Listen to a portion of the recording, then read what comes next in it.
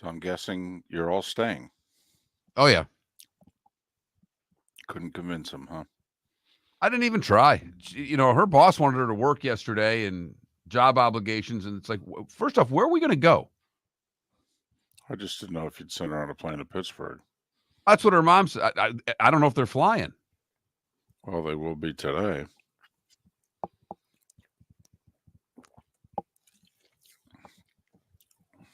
No button hooks. No button hooks, David. That's, I don't want this to take out Tampa, but I don't need this hooking back at us like these things tend to do.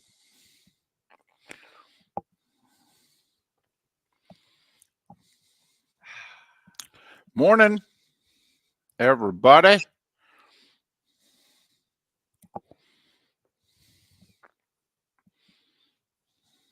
Hey-o.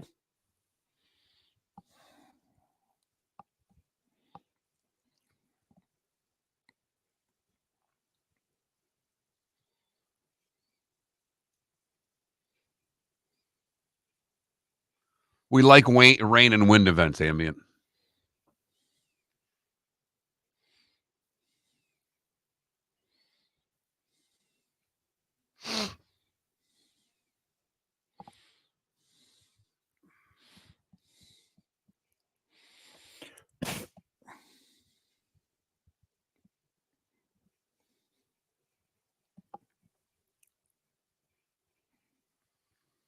They didn't mess around with the barrier islands. Shut the water off. Really? Yeah, evacuate. Get out. Yeah, well, don't blame them.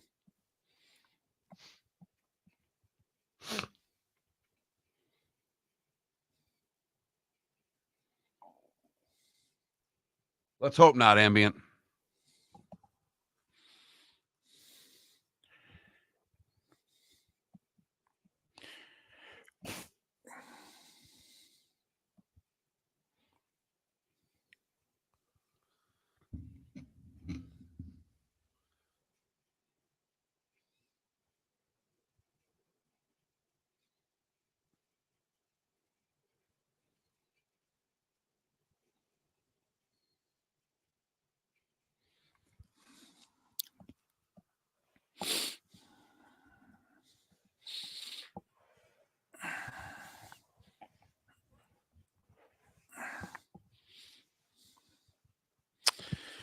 Yeah, Adam, got to keep a sense of humor, right?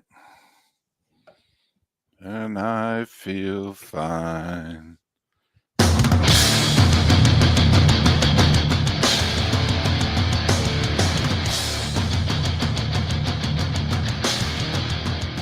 You're listening to Miller and Moulton, coming at you from the Floormeister Studios. Floormeisters, keeping it real. And now, here's Mark Miller and David Moulton. Top of the morning to you on this Tuesday. Even if your week got off to a good start, I know many of us are a little anxious. How the heck are you? Miller and Moulton. MillerandMoulton.com, Miller_Moulton on X. Thanks so much for being with us. I know our audience in Huntsville, not as anxious as our audience everywhere else in the Sunshine State. And that's because beginning tomorrow, it's not going to be the Sunshine State probably for 48 hours or so. And let's hope for the best, whatever that may be. Good morning, Mark. How are you? I'm doing just fine, David. As you said, a little anxious, but you don't ever get used to these. You get used to the routine in which you have to get ready for these. And that's about where we are. I think most people have, if they're leaving, have left. Those that are staying have made necessary arrangements to tie everything down, get everything off their patios and the like. And as you said, hope for the best, whatever that may be. Well, and if we're just going to spend a couple minutes on this, I remember, I think it was Irma in 2017, and Gary and I were in Arkansas that Saturday doing an SEC game. And so we fly into Atlanta first thing Sunday, and rent a vehicle, and we're gonna make it home. And then Gary realizes, yeah, we ain't gonna get home.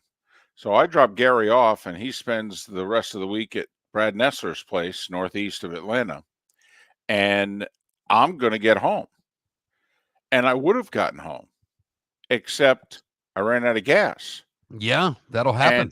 And I looked to get gas in Georgia. I mean, I wasn't going to wait to cross the border. I mean, I'm getting gas, and there was no gas to be gotten.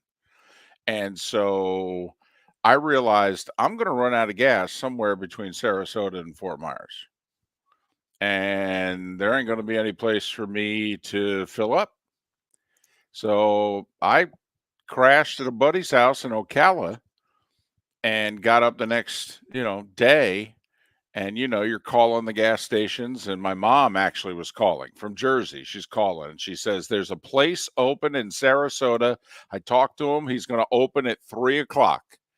And I got in the car and drove. And at 1:30 pulled up to his tanks. And I said, I hear you're opening at 3. He said, you're right. Is your mom the one that called? I said, yes. And I sat in front of his gas tanks for an hour and a half. He opened, I filled back up, and then I made it eventually back to assess the damage and what have you. And that's what I realized yesterday when somebody posted on X, I'd really like to leave. The problem is I don't have gas. Not only is it a parking lot outside, but there ain't a lot of gas to be gotten at this point. No, there is not. And it's ironic, if you will. I hate using funny when storms are coming, but my mom lives here. My mom's been through a few of these. She can deal with it. She'll stay with us. We'll be fine. I've got hurricane windows. We made it through Ian. I feel comfortable making it through Milton. That's just where I'm at. It's not supposed to be a direct hit of Southwest Florida at this point. Right. And I think my house holding up to Ian, it will hold up to Milton. If I'm wrong, well, then it'll be a tough show Thursday or Friday for you, David. I think, well, best stuff. Right. But my in-laws live in Pittsburgh. And my wife had to work yesterday. She was scheduled to work today, really up until the point that the hospital that she works at, and she's a veterinarian, is in a mandatory evacuation zone. So the boss had to close. The boss wanted to open, make a little bit more money. He had to close. So we anticipated working today, both of us, and made arrangements to do that. Well, my brother-in-law pulled one off yesterday. Okay. Instead of just texting his sister, what are you doing? He threw the text my sister and my mom on the group chat. Ooh. Trying to guilt his sister into going somewhere. I don't exactly know where it is we're supposed to go. I do have one friend on the other coast that I probably could lean on if I had to stay there. But like I said, I think we'll be fine. But he pulled the old, I'm telling mom on you.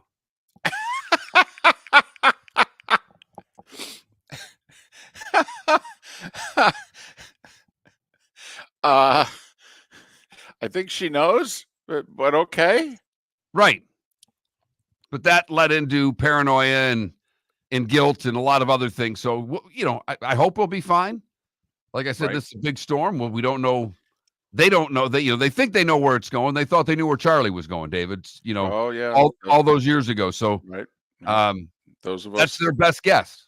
Right. 20 years ago, it was supposed to hit Tampa Bay direct, and it ended up making a right-hand turn about 4 hours before landfall, and it went straight to, the 239 and the then 941. Yep. So we'll keep our fingers crossed as best we can. And for what it's worth, the plan right now is Miller and Moulton work. Right. So, we have a contingency plan in place. If the station doesn't have power or internet or the things that we need in order to do a show. Right. But the people from this building came in yesterday and said, what's your plan? I said, we plan on working. That's what we do.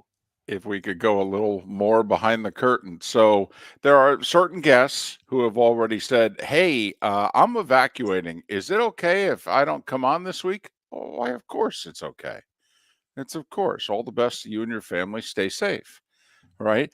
And then there are those guests like Bud Elliott who are like, you guys doing a show Wednesday? Yeah. Okay. I'll be there. But it's like, yeah, it's coming our way, but not before my guest appearance on Wednesday on Miller and Moulton. So I'll be there. Okay, bud, we'll be there too. That's the intention. I mean, it's almost as if Bud said, listen, I get it. Major hurricane. It's coming down I-4. I live, 2/3 of the way down I-4. Okay, this is not going to be ideal. But how many times does Vandy beat Bama? Okay. 8:30 Wednesday. You're still doing this, right? Yes, Bud. Absolutely. Okay, I'll be there. I mean, what did he say to us when we told him we were working? He was like, good, cool. I'll be there.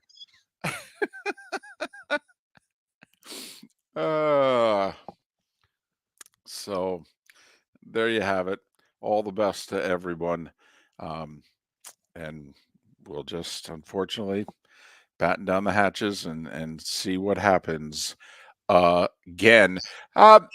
Listen, I know the NFL is the biggest thing going, but I just got to get this off my chest, especially since, Mark, it is the baseball hour.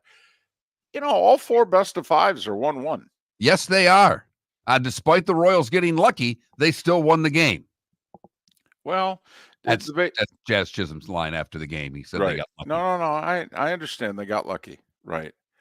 Let me tell you, Jazz, I don't know what to tell you. Okay. Outside of when Cole toes the rubber, their starting pitching is better than yours, Jazz. Take it easy, big fella.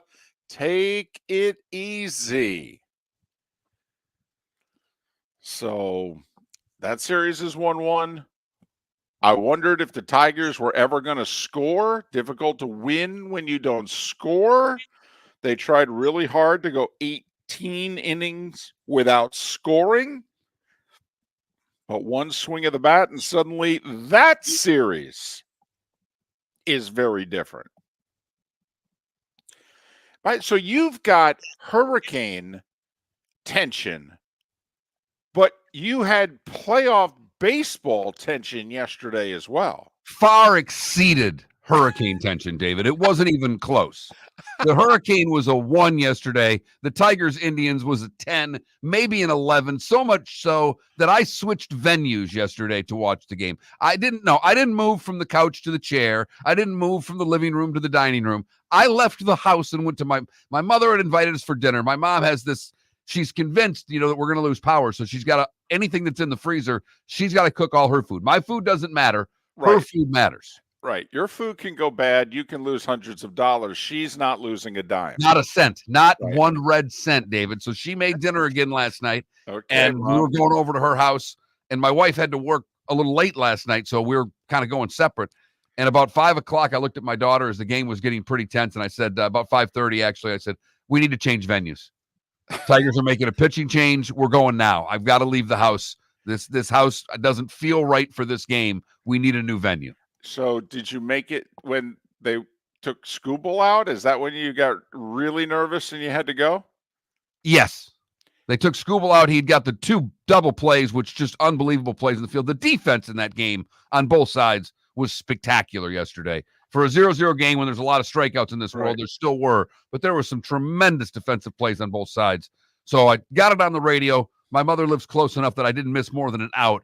But yes, I had to change venues yesterday. I was so racked up about Wow. Question. How was Mom handling playoff tension? Because Mom, like many Michigan sports fan, stumbled onto the Tigers at the very end of September and went, oh my goodness. So now, it's as if she's been following the team for the last 10 years. What I found fantastic is she's got a couple of names down, and she just goes with those couple of names for any player that's up there. So what is she, Bob Costas, doing hockey? Basically. There's a legendary story. Costas had to fill in and do a hockey game, and he literally only knew like 4 players' names. And he said, boy, those guys had amazing games all over the score sheet. So, well, it worked. Okay. I mean, sometimes you got to go from the couch to the love seat. You went from house to house. Guy's given up 2 home runs all year, hangs a slider, and Carpenter goes yard for a 3-run shot for Detroit to equal the series. So American League off today, National League back on today. Venues all shift, Mark. That's what they're doing. You changed venues. All the series now are changing venues. Series move to New York and San Diego in the National League, and then they'll pick back up tomorrow in the American League in Detroit and Kansas City. It was a neat scene at Arrowhead because the crowd knew exactly when the Royals got the final out against the Yankees. And so here's, the Saints walking up to the line on second down, and all of a sudden there's the biggest roar of the night. Miller and Moulton. Are you suffering from neuropathy? Do you experience stabbing pain, numbness, tingling, or burning in your feet? Are you tired of sleepless nights and avoiding life due to pain? If you've been diagnosed with neuropathy or experiencing pain or numbness in your feet, pick up the phone and call us right now before it's too late at 239-382-7332. Again, that's 239-382-7332. Neuropathy is a very serious and progressive disease where your nerves start to break down. Eventually, it leads to balance problems, falls, complete loss of independence, and can lead to amputation. Hi, I'm Dr. Eric Norrell, DC. Our program addresses the underlying causes and doesn't simply mask your symptoms with medication. In fact, many patients start experiencing relief from neuropathy symptoms within weeks. There's no surgery and no use of prescription drugs. Pick up the phone right now and call 239-382-7332. Call us today at Restore Health. 239-382-7332. American Paint Supplies, for nearly 30 years, is your one-stop shop for all your coating needs. If you are a designer, a contractor, a professional painter, or a weekend warrior, American Paint Supplies is the place where experts go to get expert solutions. At 6100 Shirley Street in Naples off of Pine Ridge, American Paint Supplies delivers the best solutions with the best products with the best support. Meet Gene and his team today at American Paint Supplies. Call 239-566-2700. That's 566-2700 or online at AmericanPaintSupplies.net. Gentlemen, as your wife mentioned getting new flooring, but you don't want to go through the hassle, well, go see the Floor Meisters in Naples next to Costco. They understand your time and money are important, so they'll make it as painless as possible. With a huge in-stock selection of carpet and Cortec, they can get you the floor your wife's been asking for. They carry wood, vinyl, carpet, and tile. If you do it yourself, no problem. They can handle that as well. So go see TJ at the Floor Meisters and tell them, just keeping it real. This is Miller and Moulton.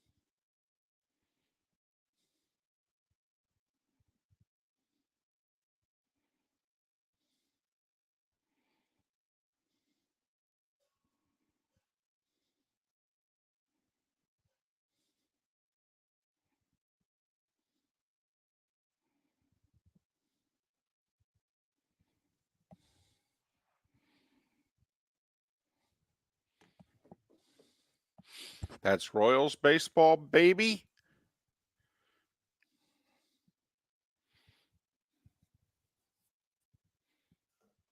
I do think the Mets-Phillies series is today. Phillies with not necessarily a calculated gamble, but when they push Nola back to game 3 because Suarez's home numbers are so much better than his road numbers, that they have the pitching edge at the start of game 3.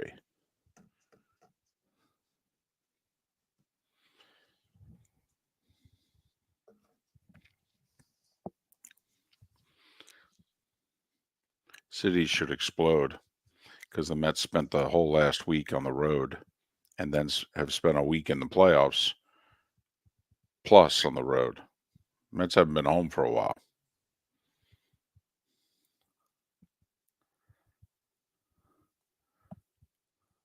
I mean, Mets haven't played at home in 16 days. So that place should be nuts.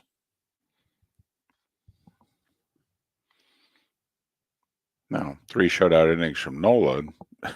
Place is quiet as can be, but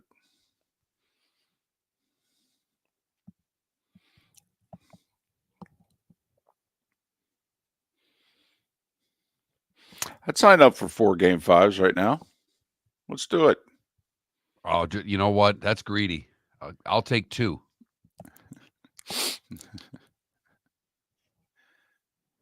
Well, listen, you need a game 5.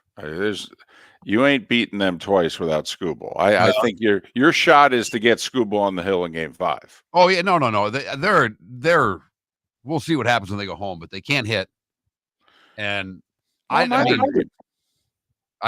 Cleveland's defense is really good. They're a really good defensive baseball team. That Noel in right field made 2 spectacular plays yesterday, and he wasn't even supposed to play right field yesterday. I mean, left fielder made that great catch in the 8th. Yeah, I mean, Tigers turned 2 beautiful double plays. I mean, it was for 0-0. It had some drama, some oomph to it. All right, let's do another segment. Okay.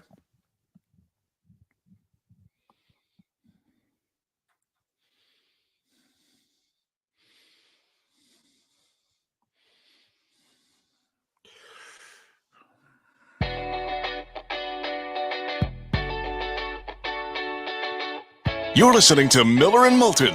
And now, here's Mark Miller and David Moulton. 21 minutes past the hour.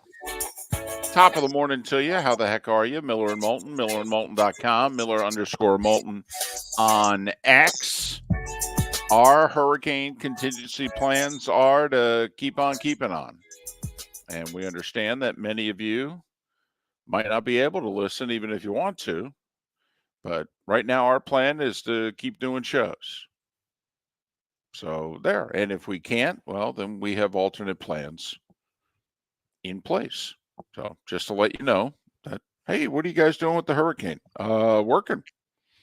Because that's what we do.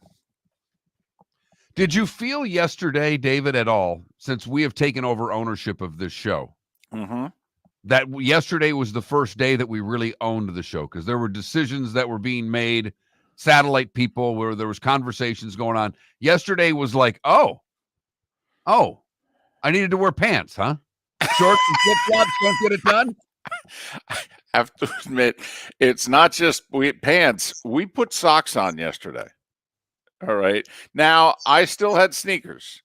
All right. But, we were getting close to actually having to put something on that didn't have laces. I don't think we're there yet. All right. But we had pants and socks that we had to put on after the show yesterday.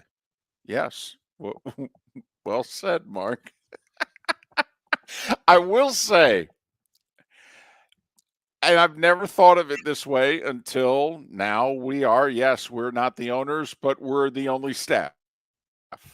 And I feel like the Ma and Pa little corner store, in which if it ain't Ma and Pa, okay, the sign in the window says closed. And so, I mean, why is it that the kids learn how to help out and run the mom and pa store so that mom and pa don't have to be at the store? And we need some kids. That's what we need. And we have kids. Unfortunately, they're not available to run the store. No, both too far away. And one has no interest. The other one, I think, would like it a little bit. But we'll see. Now, I do have a question. All right. What was the 10-year-old girl in your house into the football game last night because, well, a certain someone was going to be at the game to watch her boyfriend play? She was into it as much. We didn't let her stay up for much of the game, but she was into it to the point where she roots for Kansas City, wants them to win, knows exactly who number 87 is, knows where to find him on the field, knows what's going on. And then was asking me, have they showed her yet? I don't know. Did you tell her she was in the open? I did not know that. Yeah, she was in the open because it's an edited open. And so they, and we, certain things are in the open every week. All right. But certain things are edited specifically for the game that we're doing. And so there was a 3-second shot of, as Troy Aikman referred to her at one point last night, the missus.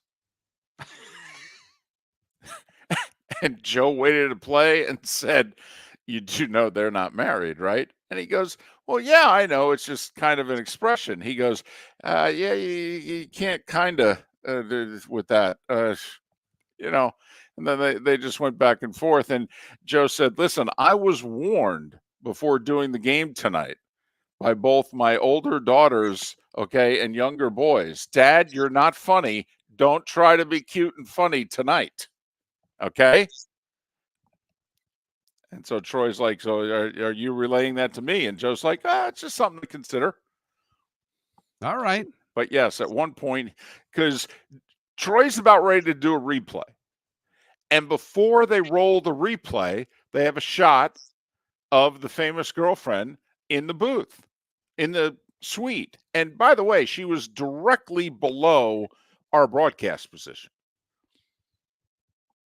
So as opposed to the other games we've done there when she was in a suite like 2 doors down to our left. And so they have a shot of Taylor and the replay hasn't rolled yet. And Troy's waiting for it to roll. And so until it does, he pauses. About 1 second goes by. And before the second goes by, he goes, "Well, there's the missus." All right. And then they roll the replay. And then Troy just starts talking football again. Right. Oh, my goodness. My phone blew up. And there's nothing else that happened this weekend. Not worried about, wife and daughter and then granddaughter and the family and the incoming hurricane and what have you. No. But when Troy referred to her as the missus, my phone blows up. Okay. David, no one has a sense of humor anymore. I didn't realize that I had all these Swifties. But, apparently, it caused an upheaval in the house. And then they reached out. "Well, hey, I know somebody there. I'll take care of it. Don't you worry. We'll get this fixed." But yeah, he said, "Well, there's the missus." Okay. And then, of course, went back to talking, football. Hey, you see the linebacker here and the receiver? Right.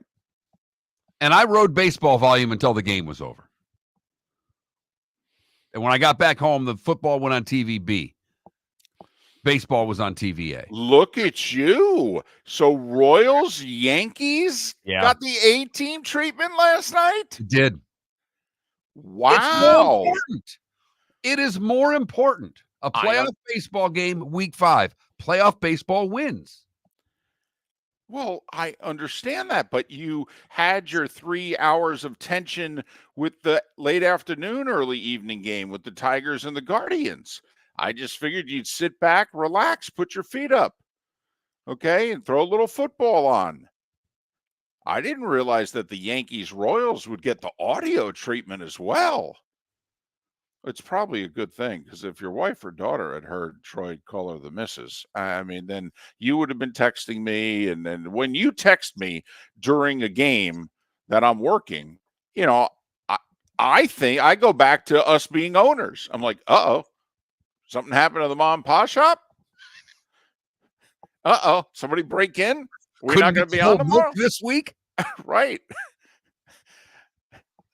Uh-oh, problem with the dairy. right. Uh-oh, the freezer broke. Oh, damn. I'm in no position to help again. Uh, so it's probably best that you were. Quick question then. So America apparently has decided there's the America who grew up with Bob Costas, and then there's a generation of Americans who are experiencing Bob Costas in the last few years on playoff baseball, and they really didn't know much about him. Maybe they remember him a little bit from hosting the Olympics. But apparently America has now decided that Bob Costas is the worst announcer in America. Are you in that camp?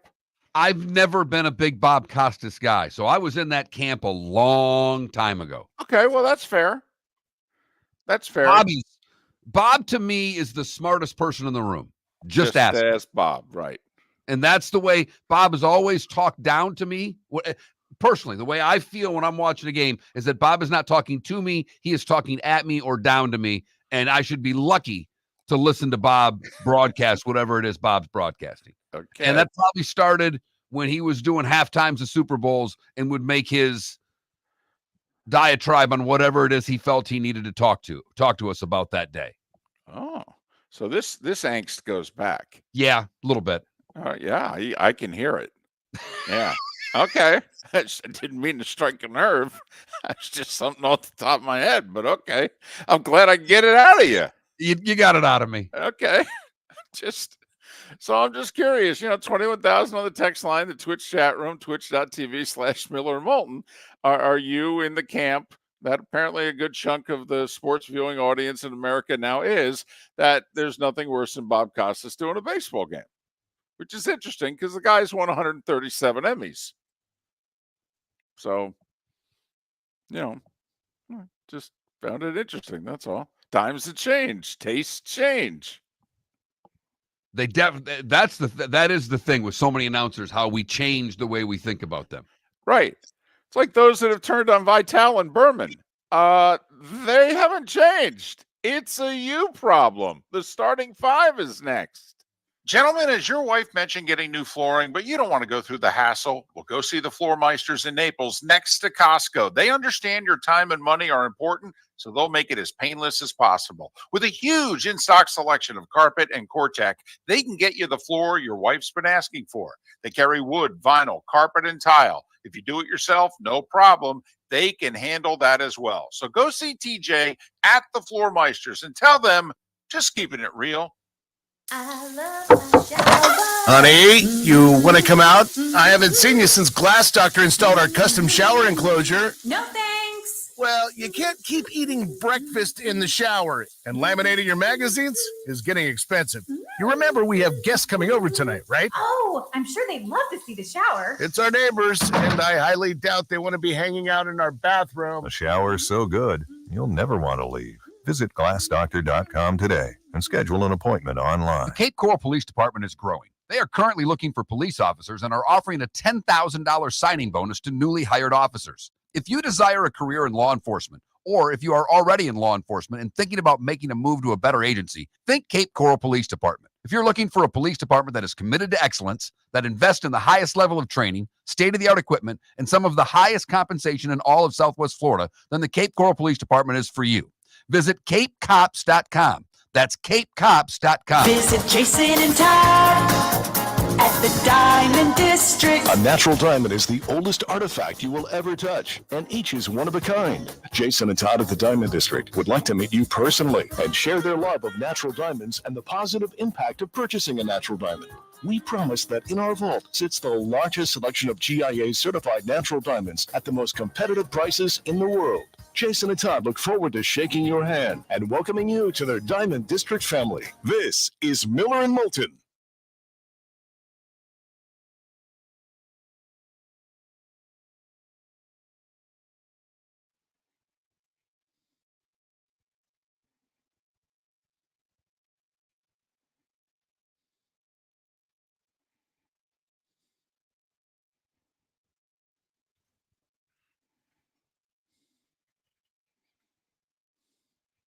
No, she's grounded. She didn't watch any of the Tiger. She watched a little bit of the Tiger game with me, but she was not that interested. Saw the 3-run home run, though.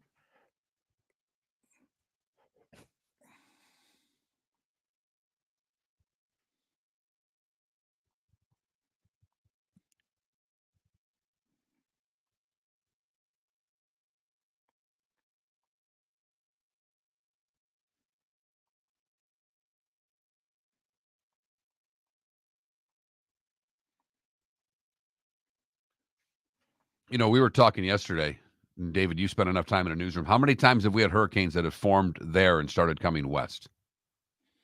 That would be none. Right. So that's why I have a lot of trouble with them being so exact about where this is going, because I don't think they know.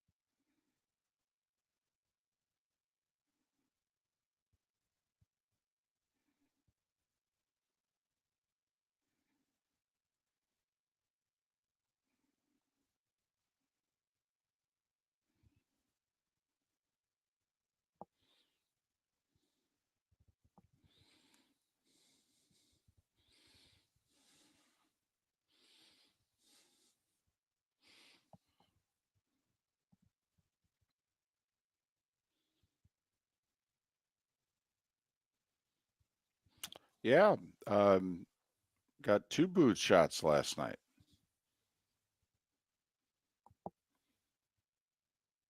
Which is unusual.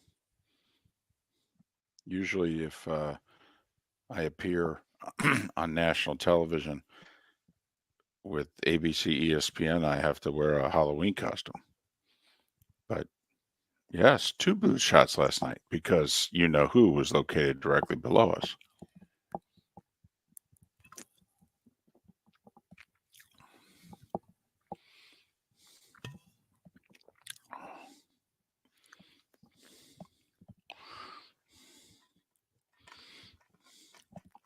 Yeah, EB.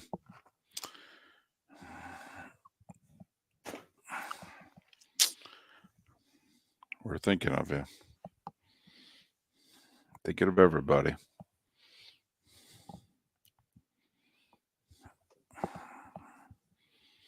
Oh, I don't know, DC, about the Chiefs. I mean, the Chiefs outgained them 2-1. You know, the Chiefs left so many points in the red zone. But, yeah, Spags did a great job. But Brian Flores, though, they needed. Sam didn't play well. And the defense scored a touchdown. She normally is at the level we're at, and so we see her and her security, but she was a level below us. Welcome back to Miller and Moulton. Text the guys what's in your mind at 21,000. That's 21000. And now, here's David Moulton. 22 minutes until David Samson joins us at the top of the hour. David Samson and Pat Kirwan joining us as they regularly do on a Tuesday. Not the busiest of sports days and evenings, albeit dramatic. Time now for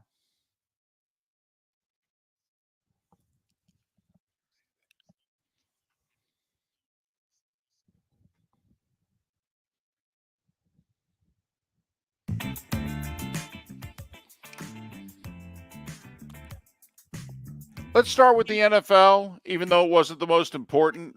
But we do have 2 undefeated teams after 5 weeks. Chiefs matching the Vikings. Who knows? Maybe we'll get a Super Bowl IV rematch. Chiefs doubling up the Saints 26-13. Mahomes threw for 331. Kareem Hunt. Heck, they only signed him 20 days ago. Gave him the ball 28 times. 102 yards and a touchdown.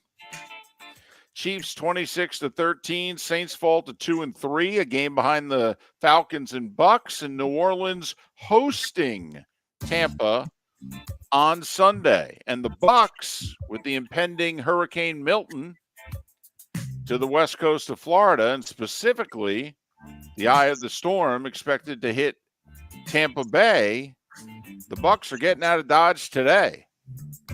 They rearranged their travel, their hotel accommodations, and the Tampa Bay Bucks are headed to New Orleans this afternoon, getting ready to play the Saints on Sunday. So the Raiders are, quote, mulling a quarterback change. This is the second time they have mulled such a change. Gardner Minshew was benched in the second half in the loss to the Broncos. And he did throw a pick six when they were up 10-3 mid-second quarter, and they're going in to make it 17-3. And Surtain takes it back 100 yards, and that changed everything. Also, the Raiders are mulling what to do with Devontae Adams. Jets, Steelers, Saints, rumored to be the top 3 teams interested. Quick tangent, Mark. We talked about this last week when Devontae officially requested a trade. I mean, if you're the Steelers, you know the lengths that you were willing to go to sign Brandon Ayuk. Now, I will say, without Debo, who, yes, he came back on Sunday, but he was only targeted once. Ayuk, meanwhile, had 8 catches. I mean, he's become the number 1 receiver in San Francisco when I think during August, when he was holding out and wanting a new contract, he was arguably their number 2 receiver. But the Steelers need someone to put alongside Pickens. Never mind if they're going to trade Pickens. That's a whole other story. But you know what you were willing to give up for Ayuk, who is 5 years younger, but only now a little cheaper. I mean, Mark, would you turn around and offer the Raiders the same package that you were willing to offer the Niners? 100%. If they're going to make hay in that division, they need another weapon on the outside. I don't know if the quarterback's good enough to get it to the weapons on the outside, but right now they have no chance. They have 1 receiver. They are in an inept offense. I mean, the Cowboys with 3 turnovers and 11 penalties, and the Steelers blocked a kick, and yet they still lost at home. Only mustered 221 yards offense. That's not going to get it done. Also, to me, Mark, and I know that Tomlin won't lose the room and all that, and that defense with the pride, and they'll never. But the Steelers have spent all their resources on the defensive side of the ball. Once again, the most expensive defense in the league is in Pittsburgh. The cheapest offense in the league, again, is in Pittsburgh. They have spent their money on one side of the ball. Should we really be surprised that that's the side of the ball that's really good and the other side of the ball is not? Don't you have to invest in the offense if you are going to expect it to deliver for you? Well, and they're trying to do it with young linemen and try to get the first contract, and that's how they've built their line. But they need weapons, David. They need weapons. New England safety Jabril Peppers pled not guilty officially yesterday after being arrested on Saturday, charged with strangulation and drug possession. Well, that's a hell of a daily double. Don't know that we'll see Peppers play anytime soon. College football. So what'd you think about Alabama defensive back Malachi Moore? He kind of freaked out at the end of that game. He realized they were going to lose to Vanderbilt, and he started acting like a horse's blank and roughing up some Vandy players, kicked the ball away in the final 2 minutes when it was spotted for a first down. I'm just curious, like, first off, I didn't think it was a good look for DeBoer that he left him on the field. I'm with you. All right. I mean, that's one where a coach has got to take over, and you sit that guy immediately and threaten to sit him for a long time. The other thing that I didn't like, and I understand he's one of the better players on the defense and he's got stature having been there, but that nobody else on the defense grabbed him by the scruff of the back of the neck either and was like, hey, stop it. So he apologized yesterday for his actions. Here's what I didn't like. He did it in a statement. I mean, first off, you don't even know if those are his words. I mean, no, to me, if you're going to apologize, you got to apologize.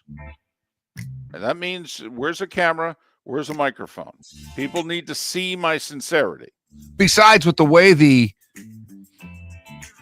communications departments are built inside of these schools now, he doesn't have to, he could do that on a, school camera and release it that way and just have it be instead of a written statement, him in front of a camera, and they could put it on their Instagram account for all I care. Right. He could sit down at a laptop like I am right now and do the show. Alabama junior defensive tackle Jaheim Otis is leaving. He was a top you-know-what recruit. He's 6'5", 325, but apparently under the DeBoer regime, they don't like him. He's playing 16 to 25 snaps a game. He said, this ain't working for me. So he's going to redshirt and transfer. So there, he's leaving. Notre Dame with another major injury. I know there are a lot of people out there that don't like the Irish. Don't know that there's a team. We all know the pro teams who have been hit by injuries. Could argue hasn't been a college team that's been hit with as many major injuries this year as Notre Dame. Seemingly all in the trenches, too. Now this one's on the defensive side of the ball. Boubacar Tricari, done for the year with a left knee injury. He's their sacks leader. And he's their sacks leader because the guy who was their sacks leader tore up his knee against Purdue. Never mind the left tackle that was going to replace Alt, who got injured in August and is out for the year. And never mind the two offensive linemen who got hurt against Purdue and are out for the year. Notre Dame. Thin in the trenches, to say the least, but the schedule very favorable for the Irish. Watch out for Navy. Watch out for Navy. All right, we've talked about this. We're not necessarily going to get an interview to talk about it this week or next because this still has 7 more months to go. But the whole new financial college plan for athletes, in which not 1, not 2, but 3 antitrust lawsuits were being settled as one. A federal judge rejected the settlement last month saying, this isn't good enough for the athletes. You need to do better. Well, that same federal judge, Claudia Wilker, likes the changes that were made. And she has given her temporary approval to the antitrust settlement that she deemed, quote, fair, reasonable, and adequate. Now, this still has to pass a committee later this year. Believe it or not, Mark, the most important vote on this is the same day as the men's college basketball national championship. So do the math. That's 6 months away. Right. That's April. April 7th, I believe, is the date. Don't quote me. But so anyway, but a month ago, it looked like this judge was going to squash it. This, by the way, will allow direct compensation from the schools to the athletes. Then in theory, can we stop? Now, don't get me wrong, NIL is not going to go away. But now NIL is not going to be the only way. And Mark, amazingly, some of the TV money might actually have to go to the athletes instead of the coaches and the facilities. I know. Playoff baseball, Kerry Carpenter, scoreless, 2 outs, 2 on, top of the 9th inning. He gets a 2-2 splitter, and he crushed it into the bleachers in right center field. Tigers 3, Guardians nothing. Series tied at 1. Series now shifts to Motown. Meanwhile, Royals with a 4-run fourth. Even things up in the Bronx with the Yankees. They win it 4-2. Series now shifts to Kansas City. National League Series resumed today. Scene shifts. Phillies Mets tied at 1. They'll play in Queens. Dodgers Padres tied at 1. They'll now play in San Diego. FS1, your network of choice tonight, if you want to watch playoff baseball. 5 o'clock Eastern, Phillies Mets. 9 o'clock Eastern, Dodgers Padres. By the way, nastiest rivalry in baseball right now looks to be Dodgers Padres. For this moment in time, it looks nastier than Dodgers Giants, nastier than Cubs Cards. And Yankees Red Sox hasn't been nasty for a while. Or it just hasn't. Speaking of baseball, Terry Francona officially introduced as Reds manager yesterday, saying, quote, "It just felt right." A 3-year deal with a team option for 2028. And ready or not, here they come. The NHL season getting underway today and tonight in the States, because the Devils and the Sabres played 2 games over in the Czech Republic last Friday and Saturday. Devils winning both, by the way. But 4:30 this afternoon, East Coast time, the Blues and the Kraken. And Mark is feeling it. Mark, what are you wearing? My Kraken shirt. It's the start of the NHL season, David. It's an ESPN triple header. 4:30, the Blues and the Kraken. 7 o'clock, the Bruins and Panthers. Florida gets to unveil, all the, you win the cup, the banner, and the ceremony, and the whole deal. Meanwhile, Bruins signed Swayman, the goalie. He gets $8.25 million a year for 8 years. So $66 million over 8 years. That's not bad to stop the puck. It's pretty good. And 10 o'clock tonight, some history being made. It's the Blackhawks and the Utah Hockey Club. The Arizona franchise is relocated, maybe never to return. And at 10 o'clock tonight, the Utah Hockey Club. By the way, Ray Ferraro beat me to it. Is going to try a doubleheader tonight. He's going to do Blues and Kraken, and then he's got 3 hours to get from Seattle to Salt Lake and get there in time for the Blackhawks and the Hockey Club. Do you like the hockey? They're only going to do it for a year. They're going to unveil their name at some point this season, and then they're going to attach that to Utah for next year. But for this year, they're the Hockey Club. It's very soccer-esque, but I have no problem with it. I like the Utah Fury. I don't know what they're going to go with. I thought a couple of those names were not half bad, but it's whatever to me. And at 7 minutes before the hour, that was the starting 5. 5 big stories you need to know here on Miller and Moulton. Man, does this guy need an out cue for this segment? That's all I know. Well, but Utah once again, Hockey Club needs a name. And You know need an what? option for this segment. if we did a poll question, that's a pretty good one. All right. What is in need more? Utah Hockey Club, a last name, the starting five, an outro. David Samson, he deserves an intro and an outro, and we'll give him at least an intro next.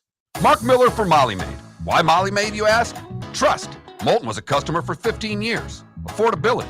Didn't I just say Moulton was a customer for 15 years? Worry-free services. Our professional house cleaners are fully insured and a 24-hour warranty. Call Molly Maids today at 239-774-5839. That's 239-774-5839 or online at mollymaid.com/FTMYERS. That's mollymaid.com/FTMYERS. Wine glasses never fall over until you get a brand new rug. Oh, no. Ketchup bottles act normal till you're wearing a new shirt. Oh, you kidding me? And rocks slide peacefully on the road till the day you get a brand new windshield. Then they fly up off the road and attack without mercy. That's why new windshields from Glass Doctor come with our windshield protection plan. Unlimited repairs and one replacement for 12 months. Don't just fix it, protect it. Glass Doctor. A neighborly company. At Physical Therapy and Balance Centers, our goal is to help you love your life. When your life is sidelined by an injury, dizziness, surgery, or condition keeping you from doing what you love, we're here to help you heal and feel your best. Our therapist evaluation will determine the root cause of your health challenges, resulting in a unique treatment plan customized just for you. Visit www.physical.com to find your nearest location and see how we can help you love your life. Is snoring bothering your spouse? Would you like to sleep in the same bed again? Do you know that snoring can affect your sleep cycle and cause lower testosterone levels? At Sleep Treatment Direct, we have easy solutions. We have a simple laser procedure that can improve snoring in 10 minutes. If you would like to get back in the same bed or are looking for a natural way to treat low testosterone, give us a call at 239-444-1741. That's 239-444-1741. Or go to sleeptreatmentdirect.com. That's sleeptreatmentdirect.com. Sleep Treatment Direct. Sleep safe and sound. American Paint Supplies, for nearly 30 years, is your one-stop shop for all your coating needs. If you are a designer, a contractor, a professional painter, or a weekend warrior, American Paint Supplies is the place where experts go to get expert solutions. At 6100 Shirley Street in Naples off of Pine Ridge, American Paint Supplies delivers the best solutions with the best products with the best support. Meet Gene and his team today at American Paint Supplies. Call 239-566-2700. That's 566-2700 or online at AmericanPaintSupplies.net. The world-famous cigar bar started as a neighborhood place in downtown Fort Myers, and now it's a brand, a destination with 4 locations. The original place, Henry Street, Fort Myers, Gulf Coast Town Center, on Southeast 47th Terrace off the Cape Coral Parkway, and the Lounge on West 1st Street in Fort Myers. A place to go, whether you just need a relaxing drink and a smoke after a tough day at work, or a place to go celebrate. From relaxation to celebration, the world-famous cigar bar. This is Miller and Moulton.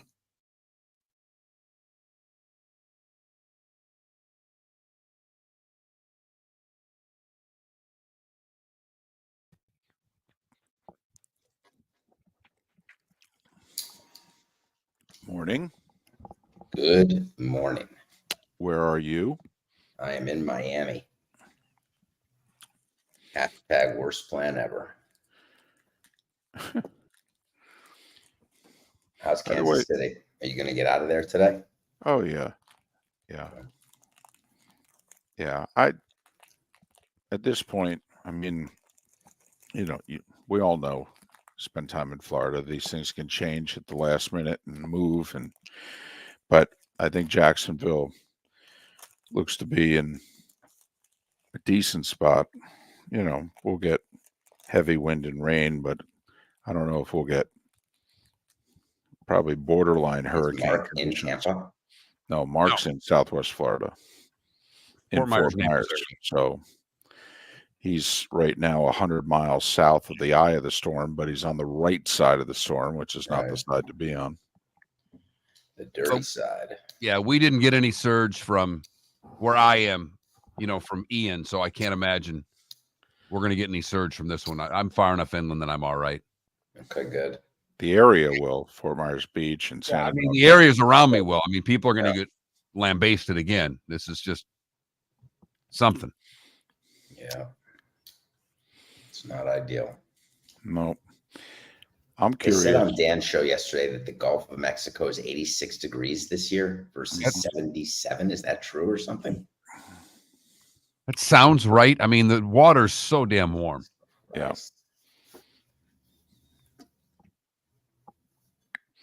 I guess it went below 900 millibars last night, which is like only the 4th hurricane on record to ever. I saw that. Yeah. So this is a monster.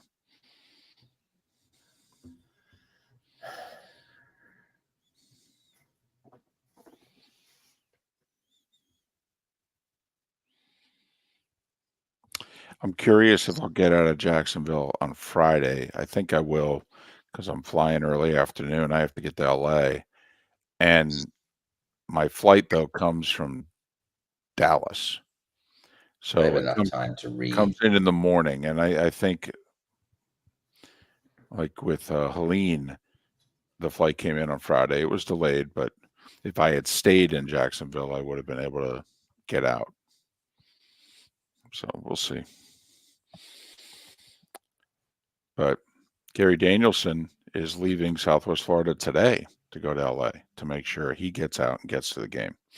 He's a little more important than I am. He has to be there. Again, I'm optional. Reese Davis could do it.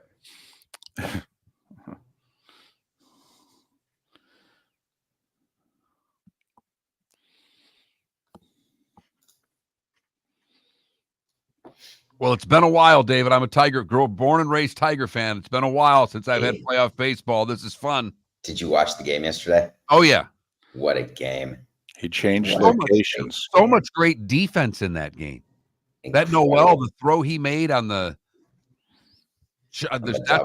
a double. I mean, just a strike to second base. We've said it on this show. Pitching and defense will get you jewelry. Man, oh, man. We've said a lot of things on this show, though, David. That's true. God damn right.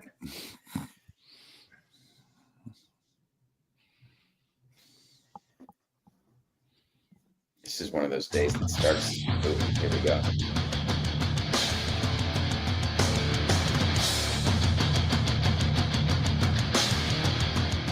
You're listening to Miller and Moulton, coming at you from the Floor Meister Studios. Floor Meisters, keeping it real.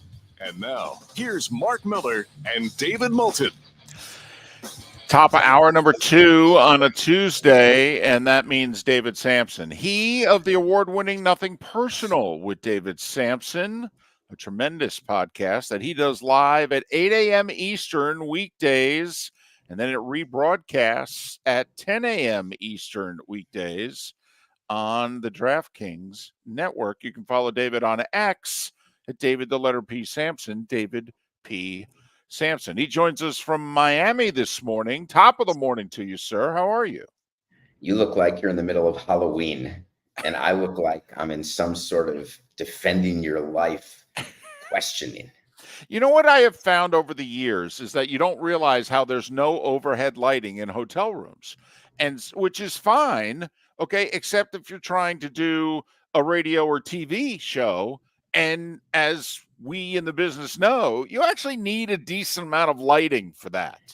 They've been really good about putting plugs in hotel rooms in various places and places for cords, but the whole overhead lighting thing, they've completely ignored because they don't want to bother changing those lights. That requires a ladder and a whole Megillah, as opposed to just a lamp where you can do a quick twist in and out, no problem. I feel like I should be asking you, where were you Tuesday, September 15th? At the hours of between 3 and 5 with the setup you have right now. That's He would have no idea. No one has any idea. Who knows where you are any minute of any day? Yeah, David can't remember either with all his travels, although there's a good chance he was either walking around New York City raising money or running a marathon to raise money. That can always be your go-to answer. But hey, we've got playoff fever on this show, A, because we're sports fans, and B, because Mark's a Tigers fan and I'm a Mets fan. but you, the longtime baseball executive, I mean, you still get goosebumps. You still get excited. Does this still work for you? It's amazing. This has been, of course, recency bias is something that I try to protect against, but it feels like this is the best playoff so far ever that I've been around, except for the year we won it. And I would say that the only evidence I have is that all division series are tied at 1 for the first time ever. That means there's going to be 4 game 4s at least, which is amazing. And 2, I love pitching and defense. And we've seen some great pitching and defense so far, as evidenced with Mark, your team in yesterday's game, the Tigers, maybe one of the best pitched games and most unbelievable defensive plays. And there have been some, jumping into the stands. What happened in LA with Profar was simply you dream about. But the things that happened in the Detroit game were amazing. 2 great double plays for the Tigers to keep them, keep the goose egg on the board for Cleveland. Great outfield plays by the Indians. A tremendous game. Guardians, that's a fun. Guardians, that's right. Yeah, well, they're still the Indians to me. Okay, what is the fine? Okay, seriously, how much is it? $1, $3, $5? Just curious. Throughout the course of the season, and does the front office have its own fine jar and the clubhouse have its own fine jar? How much did that cost, Miller? So in the clubhouse, there's a separate thing, which is the kangaroo court fine jar, and that's used for parties and for other stuff that is not for children, that is done in the clubhouse with the Vegas, players. Baby, Vegas. It's sort of like that, John Favreau. But then you are John Favreau, actually. You may be John Favreau in like 5 years. John Favreau may be you in 5 years.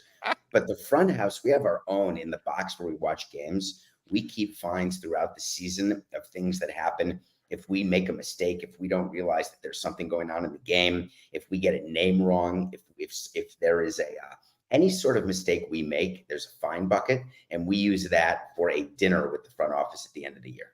Love it. I will say this, there's angst in these series. You've got the National League, which divisional rivals, and these teams don't like. The Padres and Dodgers genuinely don't like one another. Machado throwing the ball into the dugouts got everybody hot and bothered. The Mets and Phillies don't like each other. Now, Jazz Chisholm saying the Royals got lucky. That adds a little angst to the series. And the Tigers and Guardians are division rivals. I don't know if there's a lot of angst in that series, but after a 0-0 game and 1-1, they'll find angst. I mean, this playoffs, on top of the baseball being really solid, there's a little extra to this. Which is music to baseball's ears and to the wallets of everybody, because yes, these rivalries, the National League is just top flight, and they're creating storylines. The Mets-Phillies games have just been incredible. And the Padres-Dodgers, what happened with the fans is unacceptable. What Machado did, I saw the video. It didn't look as outrageous as Dave Roberts is making it to be. I thought when I read what Dave Roberts said, that Machado took the ball and winged it into the dugout. And what players do every day is they take it and they bounce it, and they try to bounce it into a bucket, or they bounce it to a friend of theirs on the other team, and it bounces on the dirt in front of the railing. But remember, dugouts are built differently now. It used to be open dugouts where you couldn't miss. Now there's walls, that the mesh walls where the players are leaning. And so in order to get it into the dugout, you have to aim it and get it right. I didn't find it as crazy, but I'll look for a different video. But man, what Jazz did, what an idiot. Aaron Judge has to be so angry, and Stanton as well, with him doing that. They loved his home run in the 9th, but man, that you don't ever poke the baseball gods, ever. Do you like an underdog status the most right now? And by underdog, I mean team that didn't start out with home field advantage. Now the series shifts to them, whether it be the Padres, the Mets, the Tigers, or the Royals. One of those 4 whose situation you like the best. I am a 5-game guy and a 7-game guy in the LCS and World Series, and a 3-game guy in the wild card round. I want the deciding games. I think that's where the ultimate tension, the ultimate attention gets, and that's where you hope that all the series go to. And when you get sweeps, it loses that sort of excitement. And so I root for, and I got this from Bud Selig, and I would speak to him each playoff round, and even in Florida, when he came to the World Series in 03, and we came back to Florida tied at 1. And I said, who are you rooting for? And he said, it doesn't matter who wins tonight, but whoever wins tonight needs to lose tomorrow night. So his view was just get me length. And so I've adopted that, and it works for me. How many game 5s do you think we get? I think the odds are you get 2 out of 4 would be amazing. If 3 out of 4 is a dream, 4 out of 4 you can't even contemplate. You just don't want to lose all 4 series in 4 games. You want to get at least 2 game 5s. While we've had a lot of greatness, we've also had some bullpens that have been lit up. Like in the Mets-Philly series, the teams that have led in the 8th inning have lost both games. Just curious, your thoughts about, like, what do you do if you're Rob Thompson of the Phillies? I mean, he's turned to his all-star relievers in 2 games, and they've been hit hard in back-to-back games. Do you just pretend as if that hasn't happened? I think what you're going to see, and what you see every year, is you got to get starters out of the bullpen at some point during the postseason, because your bullpen arms are just exhausted. And as the October proceeds, even with these extra days off in the division series, but as the October continues, the arms get even more and more tired, and you're going to have to get big outs from places that normally you wouldn't expect, because it's arms that wouldn't normally be in the bullpen. Clase blowing a save last night, giving up a home run on a slider for the first time in 2 years, giving up 3 earned runs. You think that you can't believe what you're seeing. But on the other hand, Cleveland is not stupid. They've got a very good front office. They knew going in that there's no way he'd make it through October unscathed. It's just never happened. Remember 01, it's a long time ago.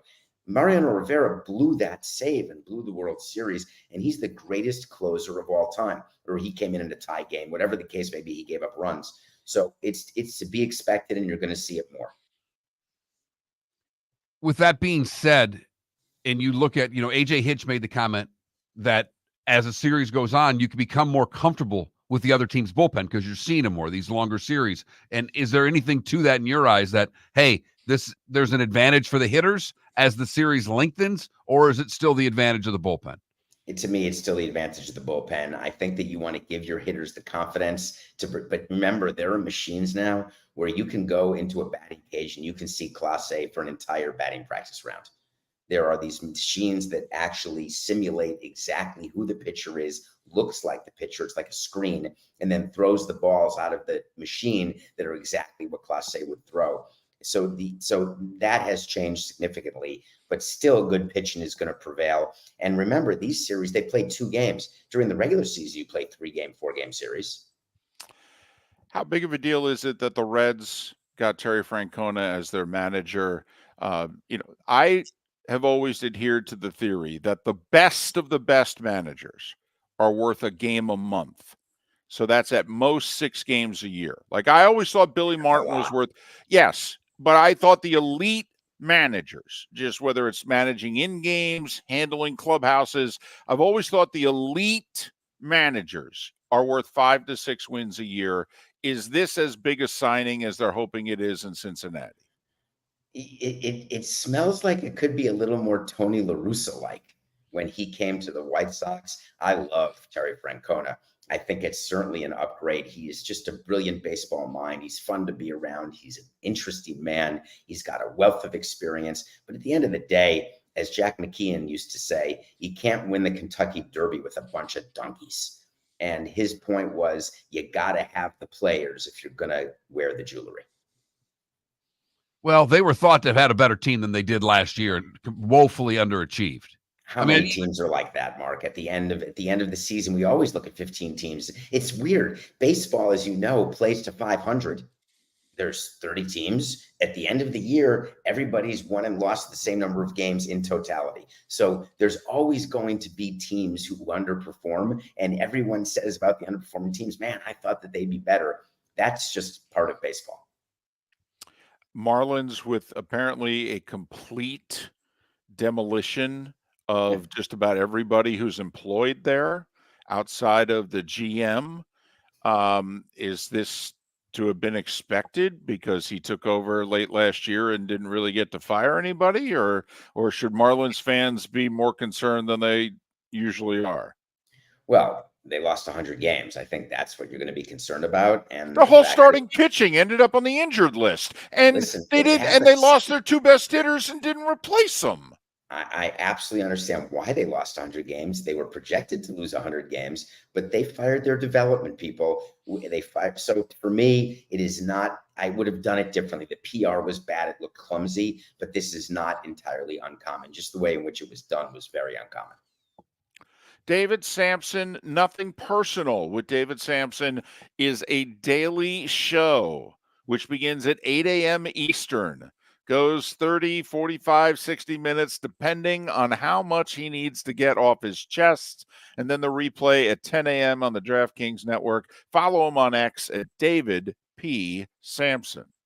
American Paint Supplies, for nearly 30 years, is your one-stop shop for all your coating needs. If you are a designer, a contractor, a professional painter, or a weekend warrior, American Paint Supplies is the place where experts go to get expert solutions. At 6100 Shirley Street in Naples off of Pine Ridge, American Paint Supplies delivers the best solutions with the best products with the best support. Meet Gene and his team today at American Paint Supplies. Call 239-566-2700. That's 566-2700 or online at AmericanPaintSupplies.net. Gentlemen, as your wife mentioned getting new flooring, but you don't want to go through the hassle, well, go see the Floor Meisters in Naples next to Costco. They understand your time and money are important, so they'll make it as painless as possible. With a huge in-stock selection of carpet and Cortec, they can get you the floor your wife's been asking for.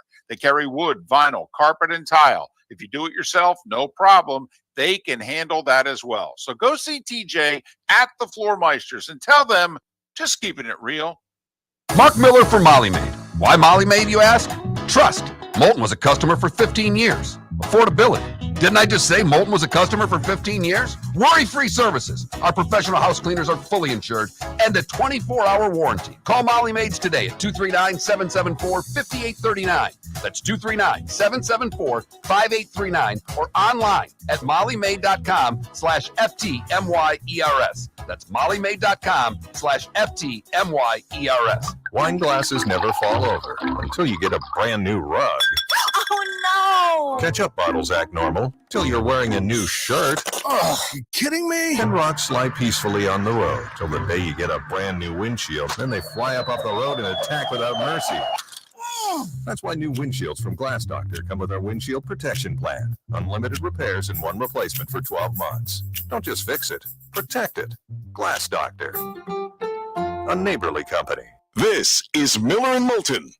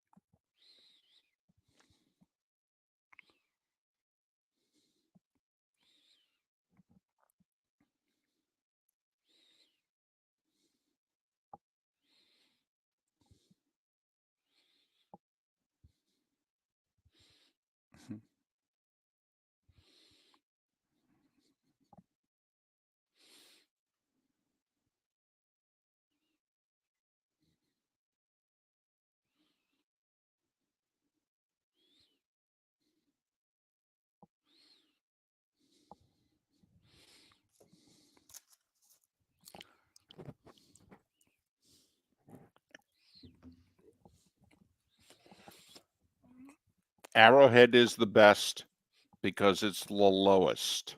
Now, I will say the booth could be bigger. It's a little tight for us workspace-wise.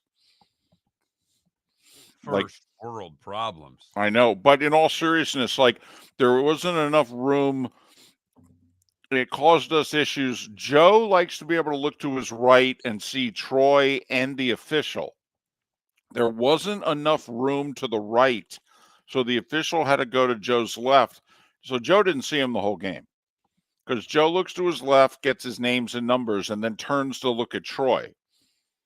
And so he's turning away from the official. So if Russell had anything to say or show Joe, Joe missed it. So, but the vantage point is the lowest. And also it's very private in terms of getting to. There's not a lot of people around us. So I would say the broadcast positioning is the best. It could be a little bigger. It's the Len Dawson press broadcast booth is what it is.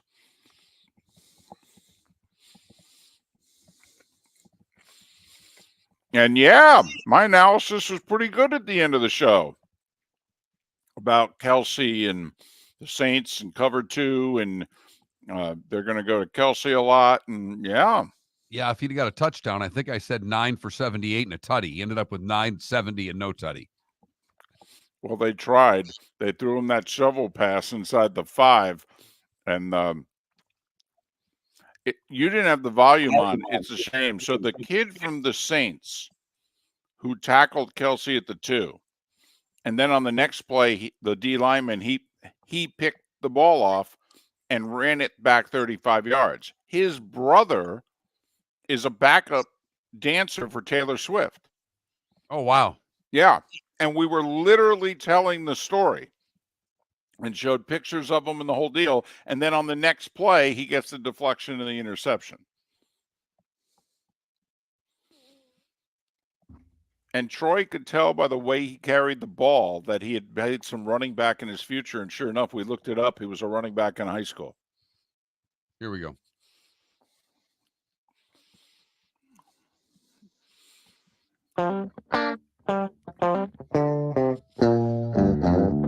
You're listening to Miller and Moulton. And now, here's Mark Miller and David Moulton. 21 minutes past the hour on this Tuesday, a very nervous Tuesday for most all of our Florida listeners because of the impending Hurricane Milton tomorrow into Thursday and the damage that is expected to follow it. And obviously, you know, we are thinking of everyone, including ourselves, since we both live in the Sunshine State. Mark on the southwest coast of Florida, and I'm now in the northeast section of Florida, which looks to be in one of the better areas to be. But, you know, these things change and stuff happens, and we'll see how it unfolds. But we are planning to do shows until weather can't. Right. And whether it affects us directly or it affects the place in which we broadcast from. But if technologically we can do the shows, there's a strong likelihood we will do the shows. Don't know how many of our regular guests will be joining us because some have already evacuated. And obviously their safety and that of their families comes first. But Bud Elliott's already booked himself for Wednesday. And he lives not far from I-4. I mean, this sucker is supposed to show up in his front lawn, but not before his 8:30 guest spot tomorrow. And he's already confirmed. You guys doing a show? Oh, we're planning on it. Good. Okay. Apparently he's got stuff to say. After last week, I think we all do. Yeah, but Did you he's catch got Lane Kiffin watching the end of the Vanderbilt game in the press conference? Oh, poor guy trying to ask him questions. Lane's like, hold on a second. I got to watch this. Well, and I mean, he was right. He goes, this probably won't happen again in our lifetime. Right. Which I got to admit, that's harsh. That's harsh to say it's not going to happen again in your lifetime. But then again, it is Vanderbilt beating Alabama in football. Not baseball, football. Football, correct. Not basketball, football. Right. Mm-hmm. I will say I don't listen to the show, but I saw a clip of it. One of the regular callers to Feinbaum's show is a big Alabama fan. Surprise, surprise. And he called in and he said, Paul, something I never thought I'd have to say on your show, but Vanderbilt is our daddy.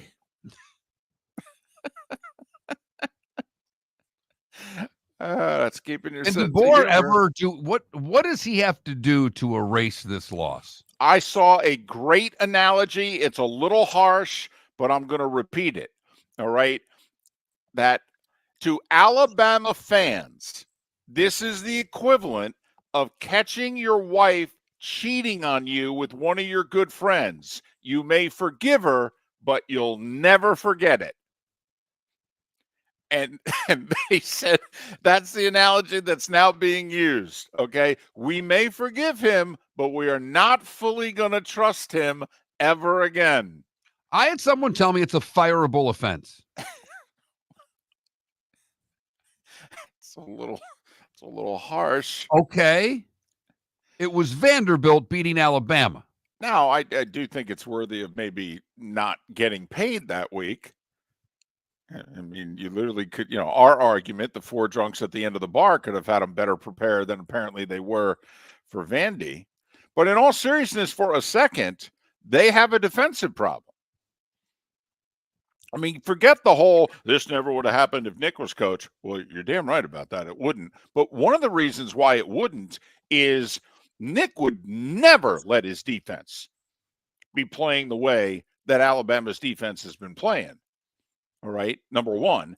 And number two, when the defense had issues and Nick took over in practice, Nick is a former defensive back. He started as a defensive backs coach. All right, there's no way the Alabama secondary would be playing like this under Nick Saban. I mean, Bud Elliott, we joked about him a couple minutes ago. I mean, he pointed out that Western Kentucky had guys open. Quarterback couldn't see them. South Florida had guys open. Their quarterback just missed them. And we all saw what Georgia did. Now, granted, elite quarterback, very good receivers, but with a 4-touchdown lead, Alabama couldn't stop them in the second half. And they knew what they were going to do, throw the ball. I mean, this is 6 quarters now where Alabama's given up, 70 points in 6 quarters? Between Vandy and the second half against Georgia? Yeah. I mean, damn. I mean, 10 touchdowns in 6 quarters? Hell, how many possessions have Georgia and Vanderbilt had? I mean, 10 touchdowns, what do they have? 15 possessions? It's Alabama, for goodness sake. This isn't Sam Houston. So forget everything else. Just literally from an X's and O's standpoint, that has got to be addressed. Alabama's got real games still on their schedule. You don't think Lane Kiffin's going to be able to exploit that secondary? You don't think Brian Kelly is going to be able to exploit that secondary? You don't think that Josh Heupel is going to be able to exploit that secondary? They got to tighten this sucker up.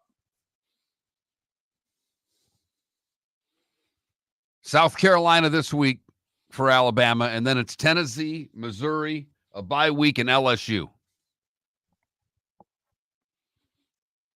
Yeah. And now the rest of the year, when you look at Alabama, are you going to guarantee a win? Once again, you may forgive, but are you going to trust them? For the rest of the year, are you going to trust them? They lost to Vanderbilt as a 23-point favorite. Do you trust Notre Dame the rest of the year? Okay. Why? Because they lost to Northern Illinois. As a 28-point favorite. Exactly. No. You may forgive, but you're not going to forget. And I don't think an Alabama fan's going to trust this team the rest of the year.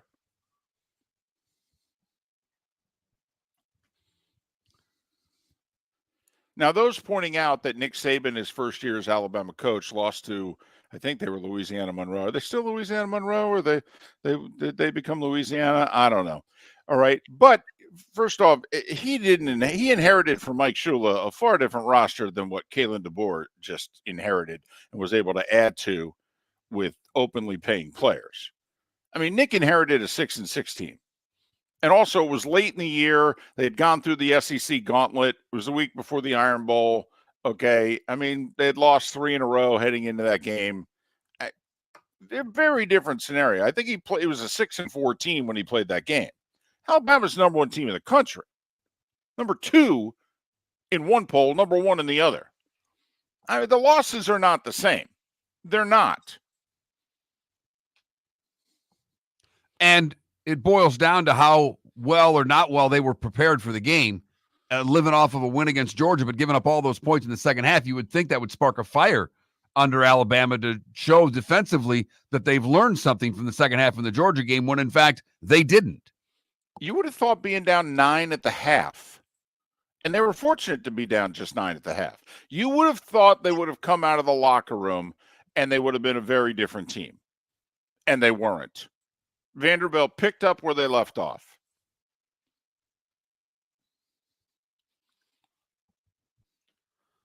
So, no, you cannot trust them. You can't trust Notre Dame. But there's a lack of trust with a lot of teams. I mean, Tennessee just lost to Arkansas. Mm-hmm. I know I know it's Alabama they lost to, but after seeing Vanderbilt go up and down the field, do you trust Georgia as much as you did? I mean, it throws a wrench in the entire SEC, David. Okay. Well, I'm curious, though. We brought it up yesterday. Does it throw a wrench in how many teams you're willing to put in the playoff? Is, quite frankly, the SEC overrated? With what has transpired, Georgia nearly losing to Kentucky.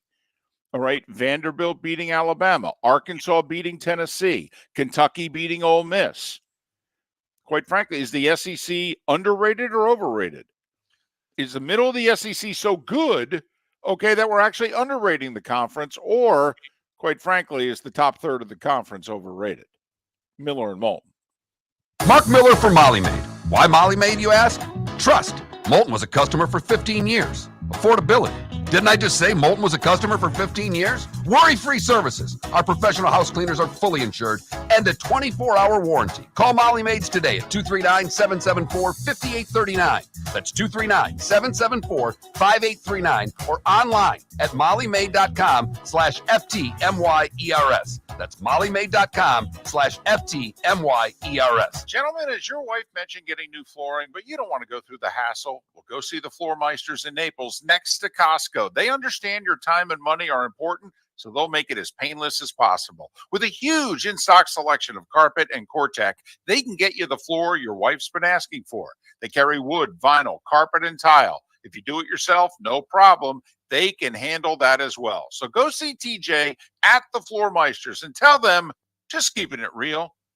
At Physical Therapy and Balance Centers, our goal is to help you love your life. When your life is sidelined by an injury, dizziness, surgery, or condition keeping you from doing what you love, we're here to help you heal and feel your best. Our therapist's evaluation will determine the root cause of your health challenges, resulting in a unique treatment plan customized just for you. Visit www.physical.com to find your nearest location and see how we can help you love your life. The Cape Coral Police Department is growing. They are currently looking for police officers and are offering a $10,000 signing bonus to newly hired officers. If you desire a career in law enforcement, or if you are already in law enforcement and thinking about making a move to a better agency, think Cape Coral Police Department. If you're looking for a police department that is committed to excellence, that invests in the highest level of training, state-of-the-art equipment, and some of the highest compensation in all of Southwest Florida, then the Cape Coral Police Department is for you. Visit capecops.com. That's capecops.com. This is Miller and Moulton.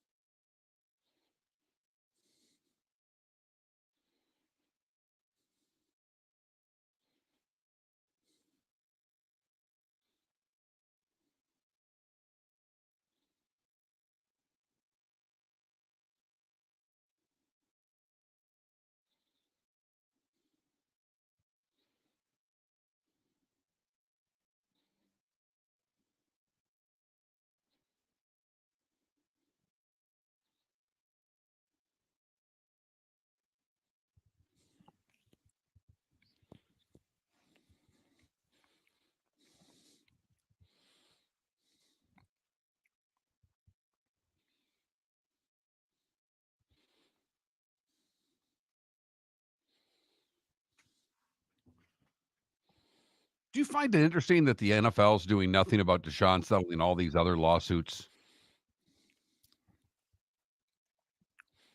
Well,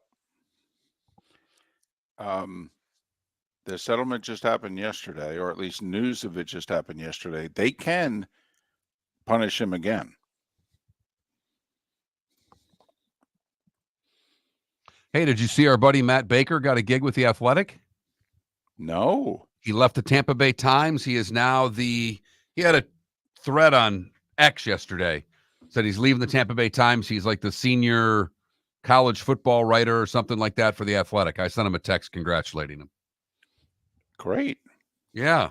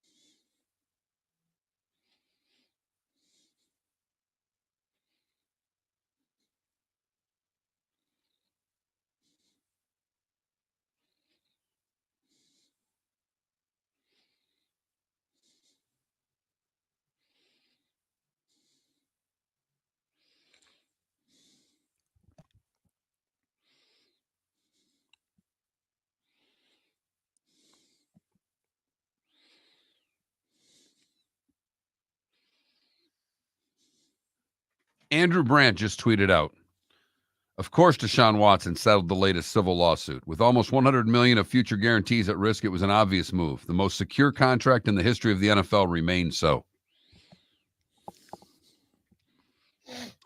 Matt, we have not. There's a reason for that. Hope to have him back.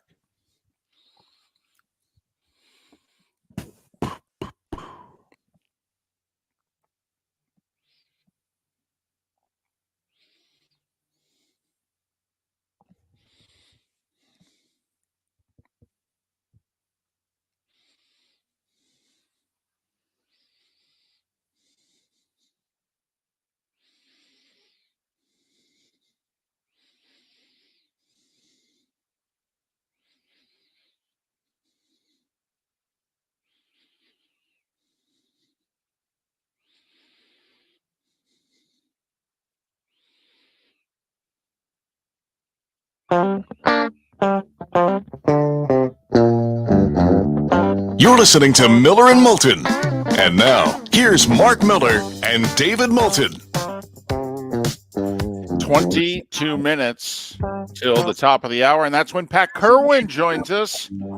He of NFL Radio's Moving the Chains, which is 6 days a week during the season, 3 to 7 weekdays, 2 to 5 on Saturdays, and then he and the CBS guys get together, talk football, do that NFL Today thing.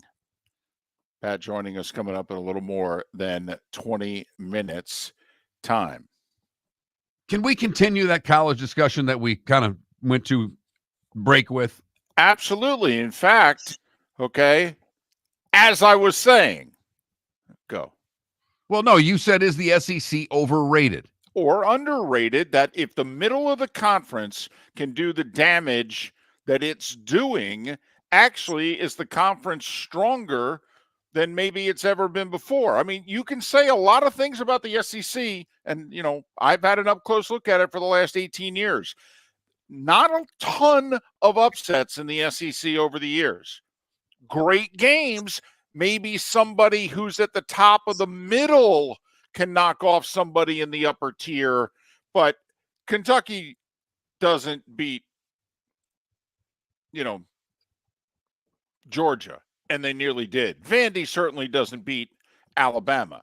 Kentucky doesn't beat the number 6 team in the country very often. Now, they did in 2007. They knocked off number 1 LSU. They did. But you know my point. I mean, that's their biggest win in 17 years. Kentucky beating Ole Miss, that's their biggest win in 17 years. So is the conference actually deeper now with all the transfers and the money, and I think you're on to something, David, but the teams that we expected, because LSU, I'm not sure about. I don't know how good they are. I think LSU's a little overrated. Was a little overrated coming into the year, but that doesn't mean the conference is overrated, if you know what I mean. Right. And also LSU's one loss keeps getting worse because it was to USC. And now that's unranked USC. See, when Alabama loses to Vandy, they drop 6 spots. When USC loses to Minnesota, they drop 16. Not to sound like Danny Cannell for a second, but I mean, let's face it. These are people doing the voting. We all have our biases. Some of us try really hard not to have a bias, but we all have our bias. But the SEC voting bias is real. Oh, yes. They do not penalize the SEC the way they penalize other conferences. It's just a fact. If Miami had lost to either Vatech or Cal, pick whichever one you want.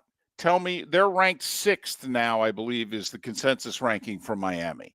At the time that they lost, if they had lost to Vatech, they were 8-9, and we know where they were when they played Cal. You tell me where you think if Miami had lost either game, they're currently 6, where they'd be ranked. 16? I was going to say, no way they're in the top 15. Right.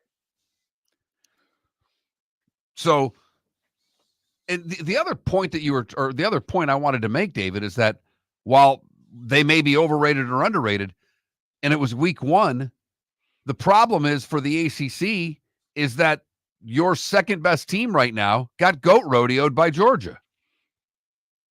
So no matter what we may be thinking of what's going on in the SEC, when you start comparing conferences and you're trying to get the ACC that second bid, well, whose expense is that coming at? Now, I would like to think, though, Mark, and it's not necessarily the case, I would like to think that in mid-November, people will go, well, yeah, but the Clemson team, if they played now, is a lot different than the one that Georgia played. Georgia had so many people coming back. All right. They were a top 5 team last year. That was a bad, and we said it going in. We thought this is not a good spot for Clemson. Are you week 1, Georgia? This is not a good spot for Clemson. It reminds me a lot, remember Oregon with Dan Lanning, his first ever game as head coach. He played Georgia week 1. Not a good spot for Oregon. By the end of the year, does Oregon beat Georgia? No, but they don't lose 49-3. I mean, that's my hope, that people will cut Clemson as much of a break as you can. Also, it was 6-3 at the half. I got you, but if Georgia's sitting there at 10-2, and they're not going to the SEC championship game, the head-to-head's going to matter. It will, absolutely. And Georgia's still got a hell of a schedule to play. I know, and so does Alabama.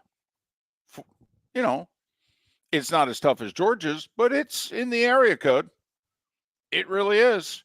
I mean, Georgia's still got what? Texas? And Ole Miss. And do they play Tennessee? Tennessee. Yeah. I mean, that's pretty good. And in a way, Mark, I'm glad this is happening right away, because yahoos like us said, hey, these conferences, these super conferences, they're going to beat each other up. And Georgia and Alabama and LSU, they don't lose games. Okay. They're going to start losing games. When you could openly pay players, okay, when you're adding Texas and Oklahoma to a conference, you're going to start losing some games. And how are you going to handle the 9-3 season as a fan base, which may or may not get you in the playoff? And we talked about it yesterday. The 10-2 Big Ten team versus the 9-3 SEC team. Who are you going to give that last at-large spot to?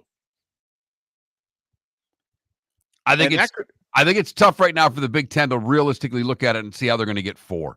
I see how they get 3. The 3 seem to be not locks, but we know who the 3 are: Penn State, Ohio State, Oregon. They're cruising along. It's going to be tough for a 4th Big Ten team now that USC lost to Minnesota. They probably have to run the table to get in. Well, is it, or is it strictly because of the name of that school? Like, you tell me honestly, Nebraska, Illinois, Rutgers, Iowa. I mean, Ole Miss, I know they're in the SEC. And listen, we love Lane. Okay, love the SEC.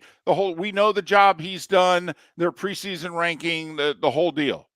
But really, if Ole Miss is 9-3 and Nebraska or Illinois puts a 10-2 on the board, okay, I mean, are we sure?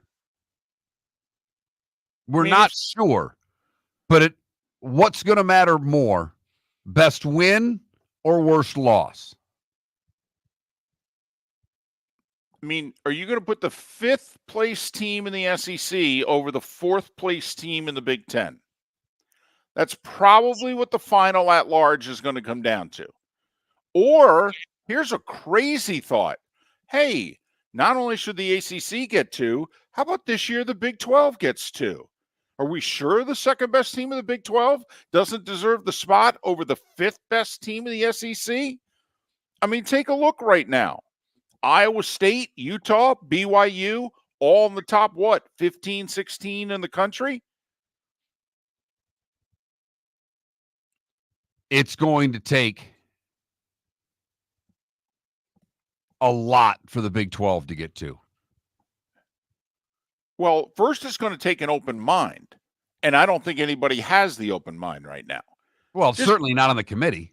Well, right, but it's early. I mean, this is where the power of a commissioner, this is where it'd be nice to, and the Big 12 technically does have both Fox and ESPN broadcasting their games. Now, they're not going to advocate for them, but they may give Brett Yormark and the Big 12 coaches the podium to make their case in the pregame shows.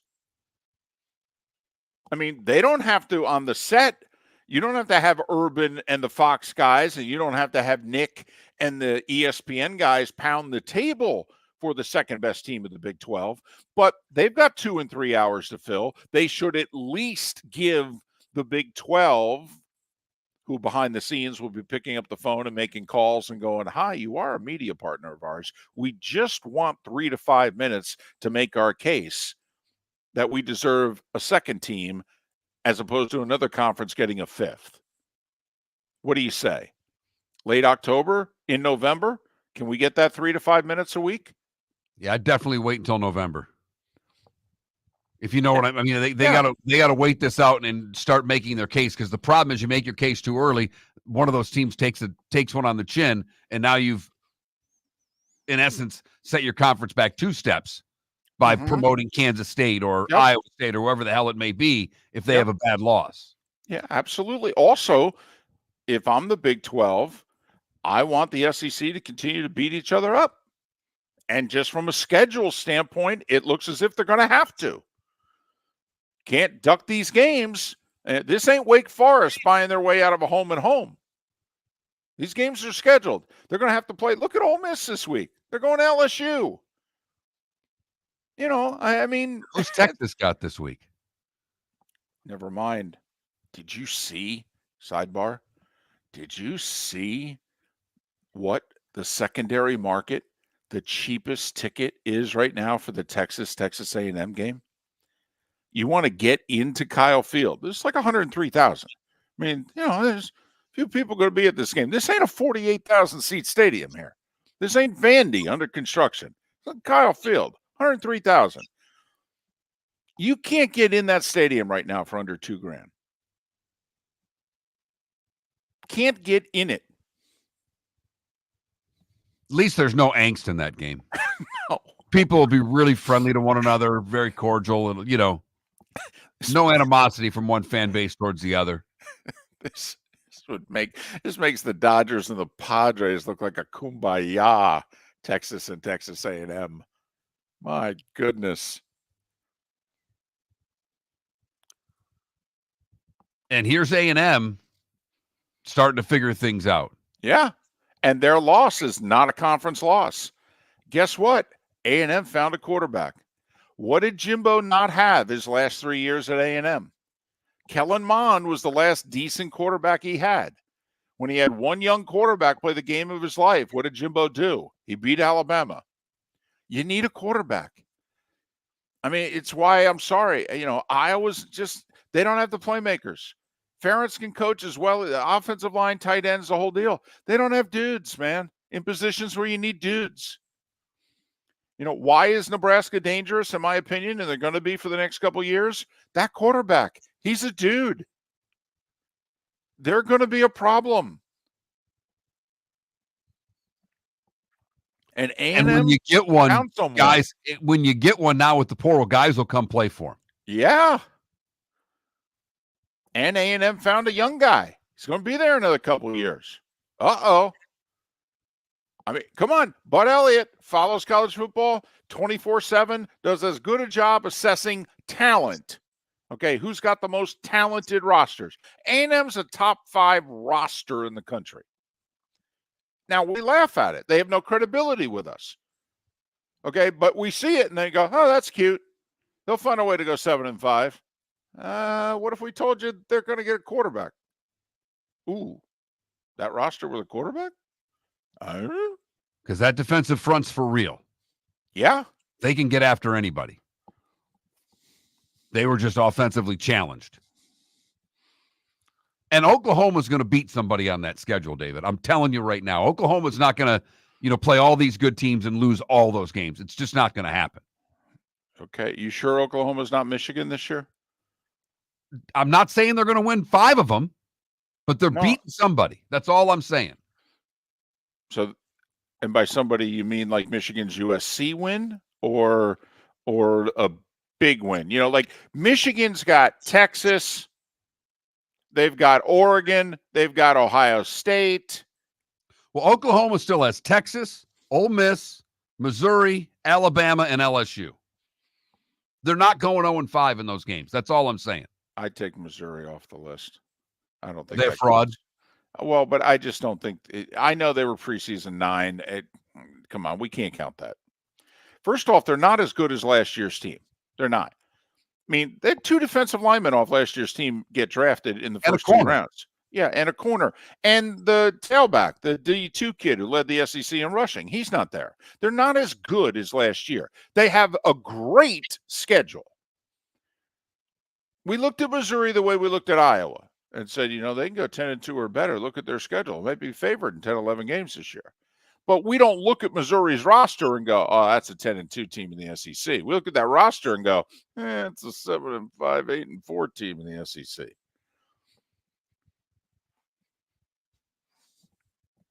Hey, they beat Vanderbilt.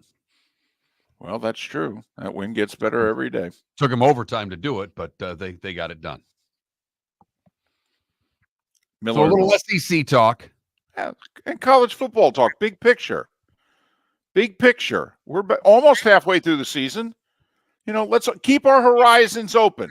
If we've got more upsets than we normally have, if we think that more is possible than usual, then let's keep our eyes open. 2 from the ACC, 2 from the Big 12. One of the teams we don't think highly of in the Big 10 maybe is worthy of a 4th bid. Let's just keep our eyes open for a little bit. David's already put this thing into a 14-team playoff before our eyes. He's added enough teams. Miller and Moulton. Pat Kirwan will switch gears and talk the National Football League and everything happened in Week 5 with Pat next. American Paint Supplies, for nearly 30 years, is your one-stop shop for all your coating needs. If you are a designer, a contractor, a professional painter, or a weekend warrior, American Paint Supplies is the place where experts go to get expert solutions. At 6100 Shirley Street in Naples off of Pine Ridge, American Paint Supplies delivers the best solutions with the best products with the best support. Meet Gene and his team today at American Paint Supplies. Call 239-566-2700. That's 566-2700 or online at AmericanPaintSupplies.net. The Cape Coral Police Department is growing. They are currently looking for police officers and are offering a $10,000 signing bonus to newly hired officers. If you desire a career in law enforcement, or if you are already in law enforcement and thinking about making a move to a better agency, think Cape Coral Police Department. If you're looking for a police department that is committed to excellence, that invests in the highest level of training, state-of-the-art equipment, and some of the highest compensation in all of Southwest Florida, then the Cape Coral Police Department is for you. Visit CapeCops.com. That's CapeCops.com. Visit Jason and Todd at the Diamond District. A natural diamond is the oldest artifact you will ever touch, and each is one of a kind. Jason and Todd at the Diamond District would like to meet you personally and share their love of natural diamonds and the positive impact of purchasing a natural diamond. We promise that in our vault sits the largest selection of GIA-certified natural diamonds at the most competitive prices in the world. Jason and Todd look forward to shaking your hand and welcoming you to their Diamond District family. The world-famous cigar bar started as a neighborhood place in downtown Fort Myers, and now it's a brand, a destination, with 4 locations. The original place, Henry Street, Fort Myers, Gulf Coast Town Center, on Southeast 47th Terrace off the Cape Coral Parkway, and the Lounge on West 1st Street in Fort Myers. A place to go, whether you just need a relaxing drink and a smoke after a tough day at work, or a place to go celebrate. From relaxation to celebration, the world-famous cigar bar.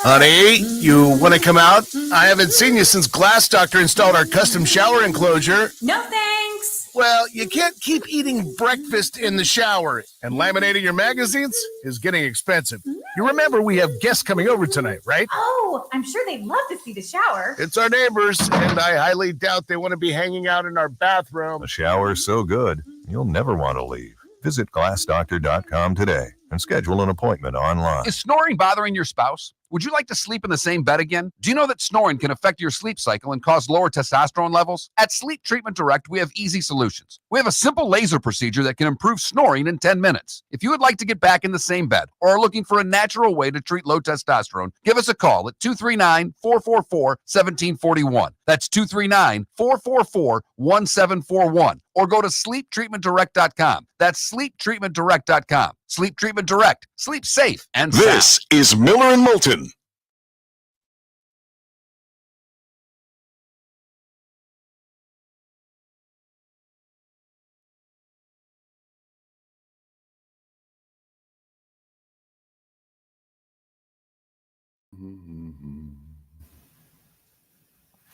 Good morning, fellas.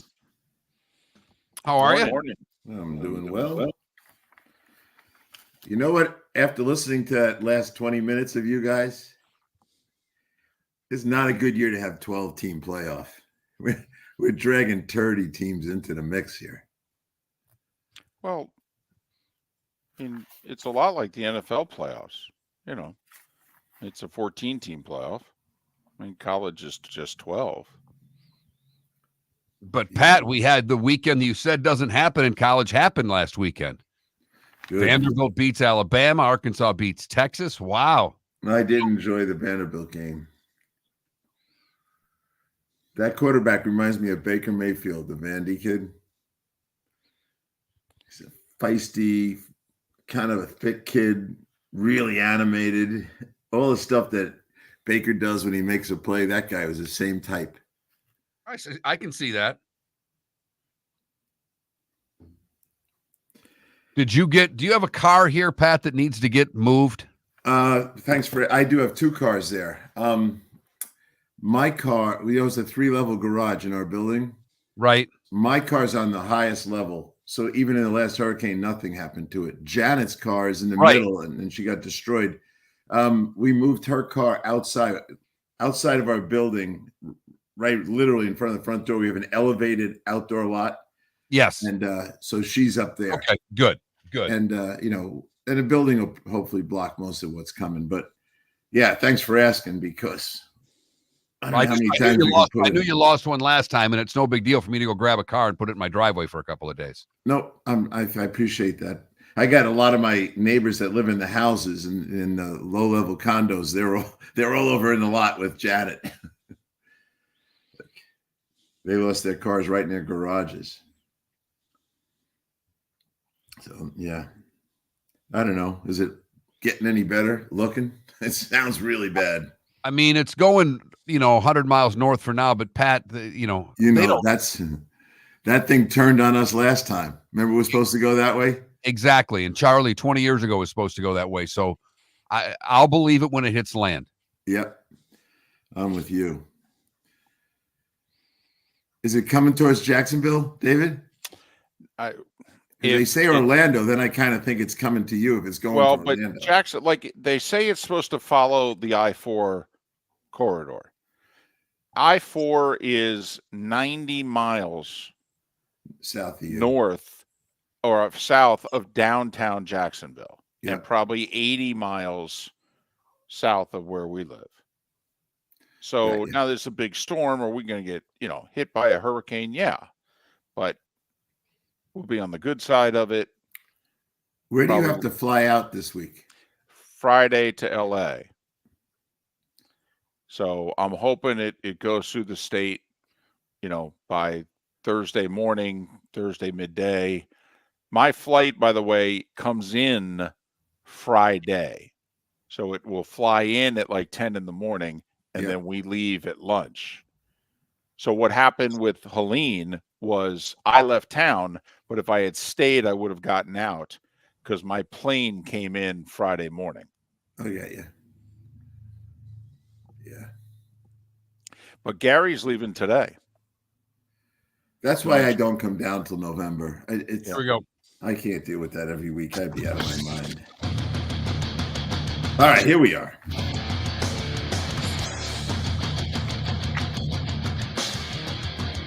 You're listening to Miller and Moulton, coming at you from the Floor Meister Studios. Floor Meisters, keeping it real.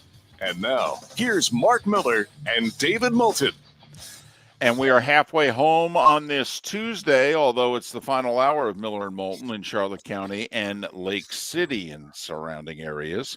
Miller and Moulton, millerandmoulton.com, Miller_Moulton on X. He's Pat Kirwan. He joins us Tuesdays and Fridays at 8 a.m. Eastern throughout the NFL season. And he's got his own radio show called Moving the Chains on NFL radio from 3 to 7 weekdays and 2 to 5 on Saturdays. And then he is a big part of CBS's NFL Today show on Sundays. Pat joining us once again, courtesy of Pinchers from Tampa to Key West and all points in between. Pinchers, where you can't fake fresh. All right, 5 weeks in the books. How are you? Doing great. Kind of liking what's going on. Last night was tremendous entertainment for me. If you're from the front office world and salary cap world and you're watching Kareem Hunt and Juju, who you pick off the scrap heap, and they're dominating with 35 touches and 247 yards, you just can appreciate really what Mahomes can do with just average guys. Those same guys couldn't function with other quarterbacks. Pat, isn't this kind of like the Patriots 2.0? I mean, I know they did it with different, but the Patriots, the Patriot way, they'd bring their guys in. They didn't look like the right guys, but they'd win. I know Kansas City does it differently. They're not built the same way, but it seems from a front office standpoint that it's a similar makeup of what they think about their guys. Yeah, and I heard you guys talking about the college football, and the natural conclusion is always the same. You're not going anywhere without a quarterback. So you get Mahomes. Any other quarterback would have been sacked 6 times last night. His escape skills are ridiculous. And he had a couple of those spin out moves where he flipped and went 2 different directions. And then he finds guys, so Juju, late in the game, Juju was a huge factor. Hunt just kept everybody honest. And I love this. I don't know why more teams don't do what Andy Reid did. He came out in 12 personnel, 2 tight ends, 13 personnel, 3 tight ends. And then I haven't recorded a 14 personnel in 2 years. Pat, and I record personnels all the time. There's no 14 personnel groups out there. Pat, and he does it. He ran 4 tight ends on at least 4 occasions. Yeah. And he threw the ball to one of them on at least 2 of the occasions. One of the tight ends that Mahomes threw to hadn't caught a pass in 2 years, was literally activated an hour and a half before the game. Yeah. So when you don't have enough wide receivers, you don't always just put out the next wave of wide receivers from your practice squad. The guy, and he had a plan with it too. So if you go back and look at all the stuff they do, they have a dynamic offense out of 14 personnel, 1 running back, 4 tight ends. And believe me, you can go back and look as far as you want. You're not going to see any 14 personnel calls, maybe on the goal line on a 2-point play. That's it. Pat, listen, I mean, you and I are goobers. We check this stuff every day, 90 minutes before kickoff. 25 out of 32 teams don't have 4 tight ends active on a game day. Never mind use them. Very few teams ever have more than 3 tight ends on the game day roster. Yeah, I know. And usually one of the guys is like a long snapper called a tight end. Nope, it was fun to watch. And as I said, Hunt and Juju, Nick Bolton was all over the place. Wasn't it about 3 weeks ago we all thought, Travis Kelce is just out gallivanting with his girlfriend too much. He sure didn't look like that last night. And the whole thing, whenever Mahomes scrambles, take your eyes and find Kelce, because that's what he's doing. It was awesome to watch. And they completely dominated Kamara. I mean, I talked about this with you guys last week.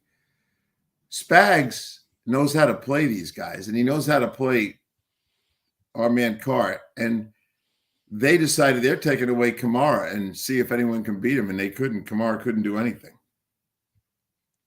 Devontae Adams, is he going to get dealt this week, and if so, where? Well, it's a great question, Mark, because the longer this goes on, the less anyone's going to be willing to give up for him. I mean, we're talking about a half-a-year quarterback now, half-a-year wide receiver, and you can't you're pretty sure you're not going to get him next year with $36 million. So each passing week is one less week. And so the team that I think woke up on Monday morning and said, we got to get him, I don't think they will, but it was Buffalo. Buffalo really, the group of receivers without Davis and without Diggs is starting to look like easy to cover guys. The quarterback's running for his life. Now he's getting hit too much.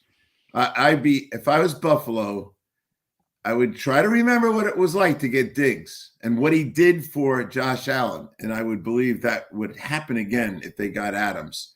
And they are a playoff team. They are going to win their division. And how far can they go without him? That'd be my question. So that'd be the team I'd vote for most. Pat, Josh Allen was 9 for 30 against I know. Houston. It was 9 terrible. for 30. I literally took off one pair of glasses, put on a different pair, and I'm like, no, sure. I'm like, well, this has to be 19 for 30. My eyes are just really going. 9 for 30, and he got sacked and hit all those times. I agree with you, but come on now. Salary cap juggling, that, his cap hit for next year right now is in the mid-30s, but he's not guaranteed any money after this year. So he would be willing to rework that contract if you would guarantee him money beyond 2024, which any team giving up a second round pick or a third and a fourth, would be willing to do. This is doable, isn't it? Yeah, that's why I said that's the team. And they have done this before. They did it with Diggs. They did it with Von Miller. When they identify a glaring need, they don't fool around. They've done it with offensive linemen as well. A glaring need for Buffalo might have been to run the ball when they're inside their own 5-yard line late in the game. What the hell was that play calling, Pat? Hey, Joe Brady, when I sat down with Josh about 3 weeks ago, he didn't say anything negative, but I asked him, how you and Brady doing? And he said, we have our moments. We battle on things. So I got the sense of, this is not perfect harmony over here. But yeah, clock management. He had 3 incompletions. First off, he started the game, by the way, 1 of 8 to start the game. Then he had 8 incompletions in a row, basically in the fourth quarter. Yeah, they need the guy, and they need to let Josh basically manage some situations down inside the 10-yard line. Well, and Sean McDermott threw himself on the sword after the game and said, listen, that's on me. Ultimately, I've got final say. I could have told them just run the ball and what have you. So it's on me. And that's what a good leader does, by the way. Whether it's all his fault or not, he takes the blame off his OC and his quarterback, and he puts it on him. And that's also a guy who's got his resume and knows that he's very secure in what he's doing. Pat, an interesting question just came in on Twitch. Yep. Is Denver a playoff team? Because right now, 5 weeks in, they would be a wild card. Good defense with an elite corner. And we saw last night what Kansas City, good defense. They've got a shutdown corner. They took Olave off the field. focused on the other big weapon on the field, and all of a sudden you're holding teams down. One elite corner and a pretty good group around them can win a lot of games in the NFL. Denver, are they a playoff team? I think, well, as of now, I think it's easier to see the AFC wildcard teams, and I do see them as one because of the defense. And one other thing that I love, Mark, you'd love this, and I hope you saw it because this is the kind of stuff we enjoy. Bo Nix got in Sean Payton's face, and it told me a lot about Bo Nix. Tenacious. He was sure he was right. He was sure Sean was wrong on whatever Sean was challenging him on. And it was just great to see the tenacity of that young kid because Sean can be a bit of a bully, which I like. But the veterans on our team saw their rookie quarterback stand up to the coach. I thought, you know what? His stock just went up in my book. Also, well, all I'll say to Denver is don't lose any games on the schedule that you're not supposed to because the back end of the schedule is very difficult. They've got a few games here they can take advantage of, and they need to do it if they're going to be a wild card team because I still think there are some teams in the AFC that are not done yet, if you know what I mean, Pat. Yeah, I agree with that. It's like I think the Chargers are not done. I don't think the Bengals are done. I think the Bengals, if you look at the teams that are ahead of them in the wild card race, most of them have 2 wins.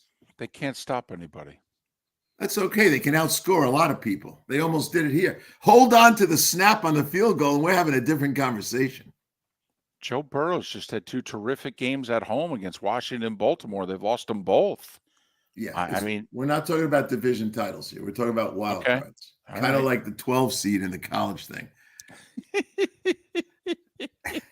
I had to get back to that. There you go. Pat making the case for the second team of the Big 12 right here, Mark. That's no, I'm not. They take the Big 12 and go play the Southeast Conference schedule, and you won't have anyone in.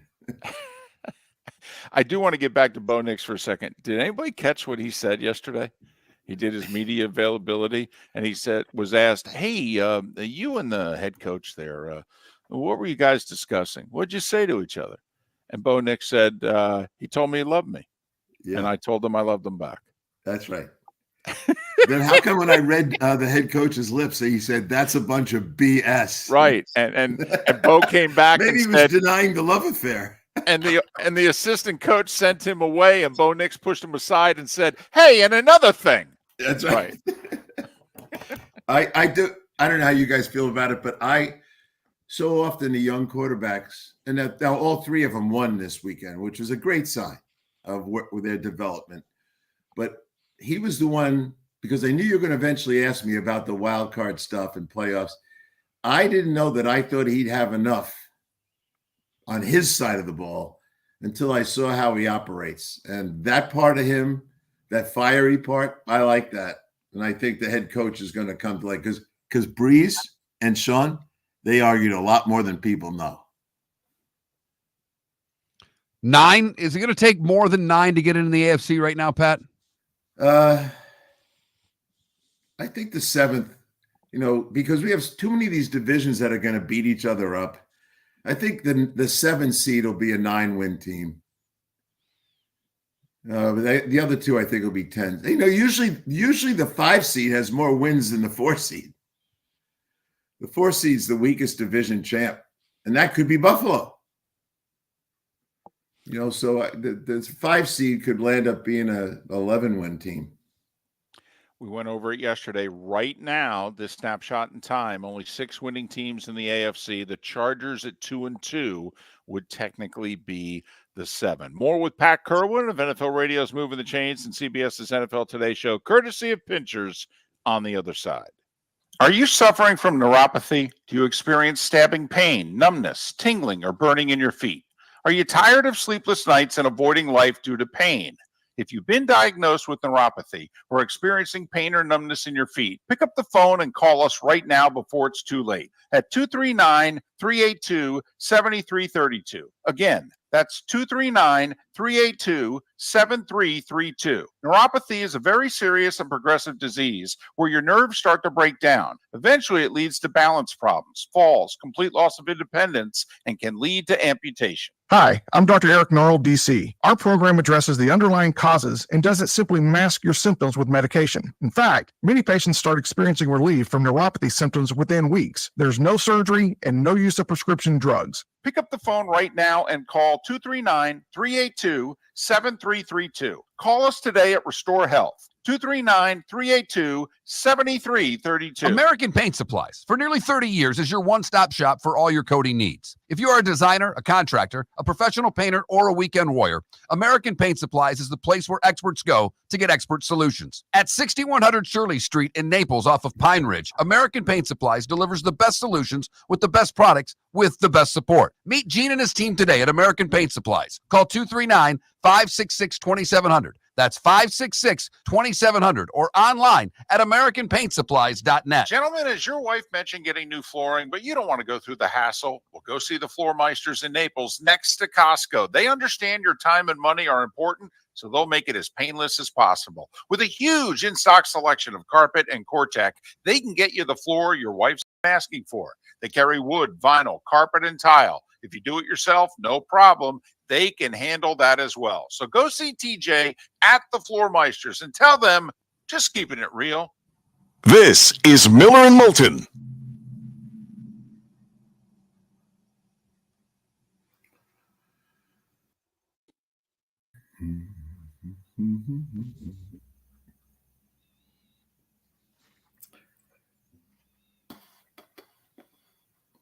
We're going to drown another couple golf courses, Mark. Man, I have a bad feeling that we are. Yeah, me The too. storm surge is going to be, because we're on the south end of it again, so I think we're going to get some serious storm surge. Yep. I agree. I think old West Bay could be in trouble once again. Yeah.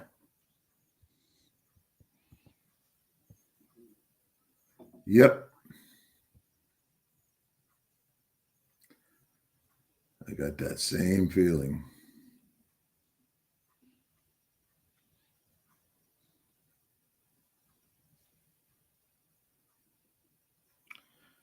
Dee, dee, dee, dee, dee, da, da, da, da.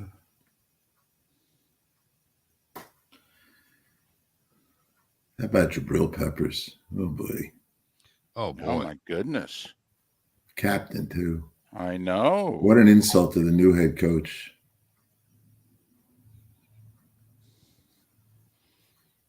Oh boy.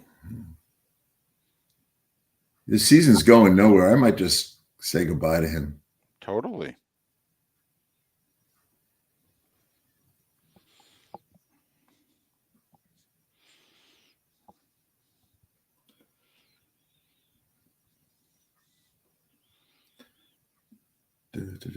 I got a question for you guys when we come back. See if you can answer my question.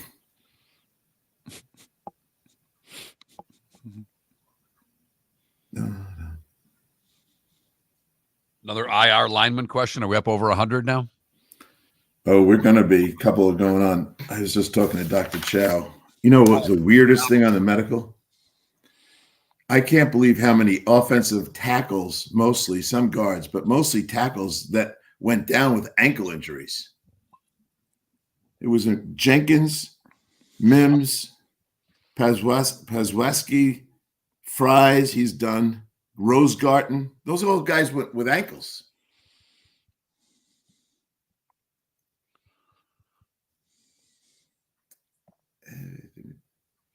We were at 20 starting tackles out. Now we're going to be at 21. I can't count Mims. He's not a starter. He's just playing. That'll be 23 tackles are going to be. Some are coming back, but it's not a good sign. They're just starting tackles.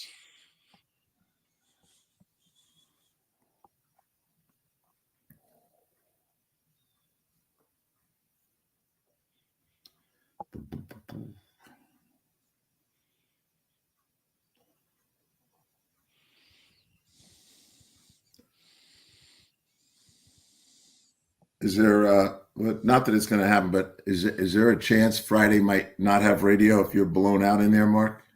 There's a chance. We're planning on keeping on, but we'll text you. But yeah, we've got a contingency plan for Wednesday, Thursday, Friday, but I don't see Wednesday being a problem. Thursday, Friday just depends on power and internet. Yep.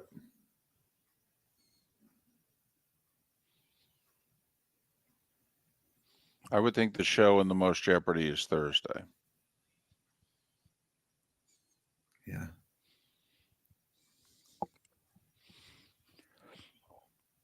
Oh.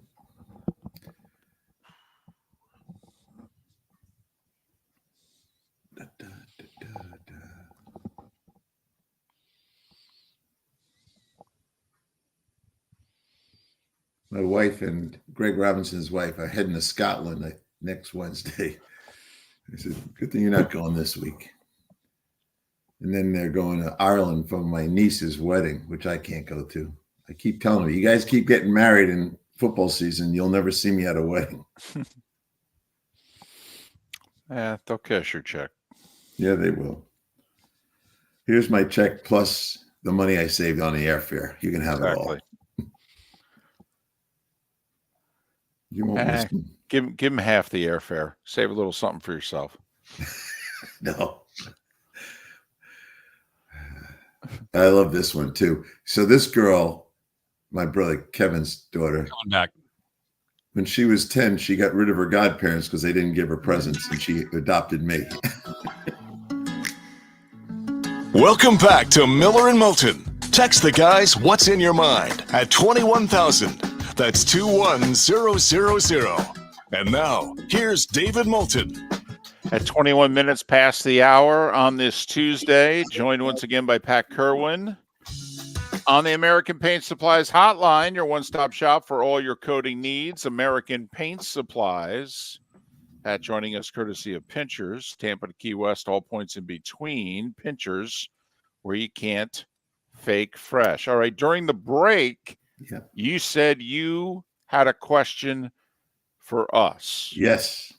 Okay. Here's the question. And I encourage different answers.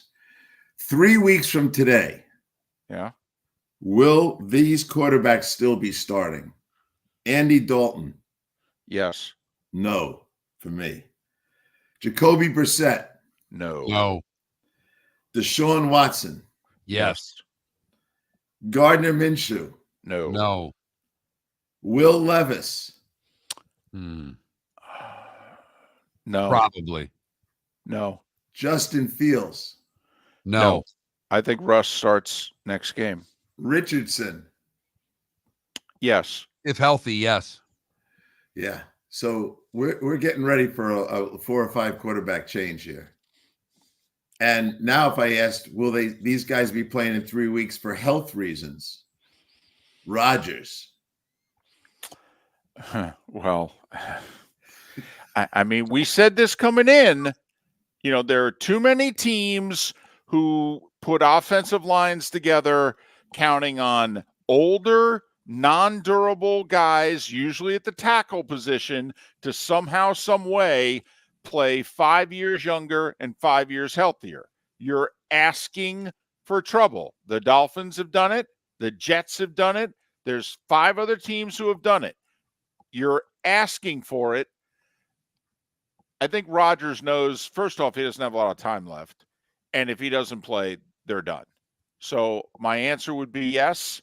But I think he could be the Trevor Lawrence of this year. Trevor got banged up midway through last year and was never the same.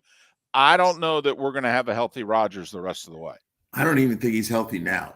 I think know. he's been banged around, and I think it's just going to – and I don't think he can keep up this pace. I think in the last 2 weeks, it's 21 hits on the quarterback and 8 sacks.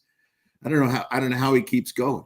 And he's played, 2 teams back-to-back that like to blitz a lot, so they've showed a method to get to him, and the offensive line can't handle it. So now if you're playing the Jets, aren't you going to blitz a little bit more than usual? Yeah, you are. And so I feel bad for him, but you could tell the other day he was just getting rid of the ball. And some of the inaccurate passes were just not out of fear, but out of reality. I'm going to get killed here. And the interception to the safety, bounced a couple off the ground. I give him a lot of credit for courage because I thought he was going to stay out. They had the turnover. He got his helmet, went back, but I don't know how he's going to make it. But I do think some of the guys that you said will be playing. I think Andy Dalton, why play him now? That's the conclusion. They're not winning with Andy. You're not going anywhere. Put the kid back on the field and accept losing. I wish they'd benched Deshaun Watson, but that's not a coach's decision there, Pat, is it? No. They like to say, Kevin will say it's his decision, but we know how that goes.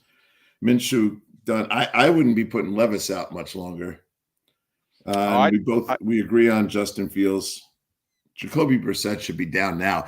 The three young kids all won this week. It's time to put Drake May in. I know the supporting cast is terrible. You might as well go find out if he can get some experience.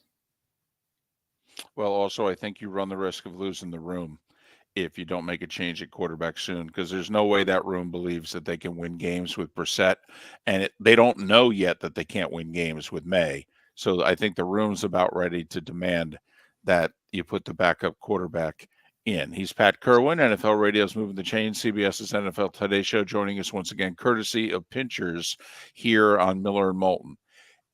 Has Brian Flores done such a good job last year and now this year that even though he's suing the league, he'll get hired again as a head coach, or is he going to be the next generation Steve Spagnuolo? Well, the optimistic answer would be, I hope he gets it. He deserves a shot at this, but I don't think he's going to get it. I think he's going to land up being a well-known defensive coordinator. It's a real tough call to even bring him in for an interview because he probably would be the best candidate in a couple of situations. And I think they might avoid even, which I really would be disappointed about. But I think they would. When you go for a head coach, now a lot of guys make mistakes, but you do try to do all the background you can.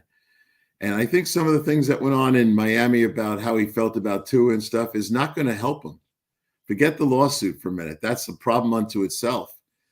But, he got a little verbally angry. Tua kind of exposed some of that. Those things will come out in the mind of an owner. I say this a lot about head coaches. The GM wants a guy he thinks can win, who's going to let him handle the personnel for him. But the owner's looking at a guy who has to have press conferences, who has to stand up in front of everyone. And that's when they start to see the other side of the coin. And so I think it's going to be tough for him. I wish it wasn't, but you asked a hard question. That'd be my opinion of the answer. Well, and Pat, it could have been any other position that he could have gone after somebody. If that was an offensive lineman complaining about how he was treated by Flores, but as you mentioned, the quarterback and the press conferences and the face of the franchise, when you start demeaning the face of the franchise, that's not going to help you get another job. No, and personally, Brian's a Bed-Stuy, Brooklyn guy, went to Poly Prep, knew a lot about him. He was Matt Ryan's teammate at Boston College. Matt and I talk about him quite a bit. To me, I think he was just trying to raise the kid right. Inject some toughness into him, challenge that part of him. But in the world we live in today, you can't do those kind of things. You should be able to, but you can't. You think Parcells was kind and gentle to Phil Simms? I wonder when Belichick returns to the league next year, if Belichick doesn't have the power to bring Flores with him and make a deal that he's coaching waiting. That Bill will do his 2, 3, 4, however many years he's going to do. He'll break Shula's record. And then when he leaves, Brian gets the job. Because that might be the best entrance. Because Bill's got the power, especially since we're going to have openings. He's going to be in demand this offseason. He's got the power that he can say to an owner, and listen, it'll be 3, 4, 5 years down the road. Don't worry about it.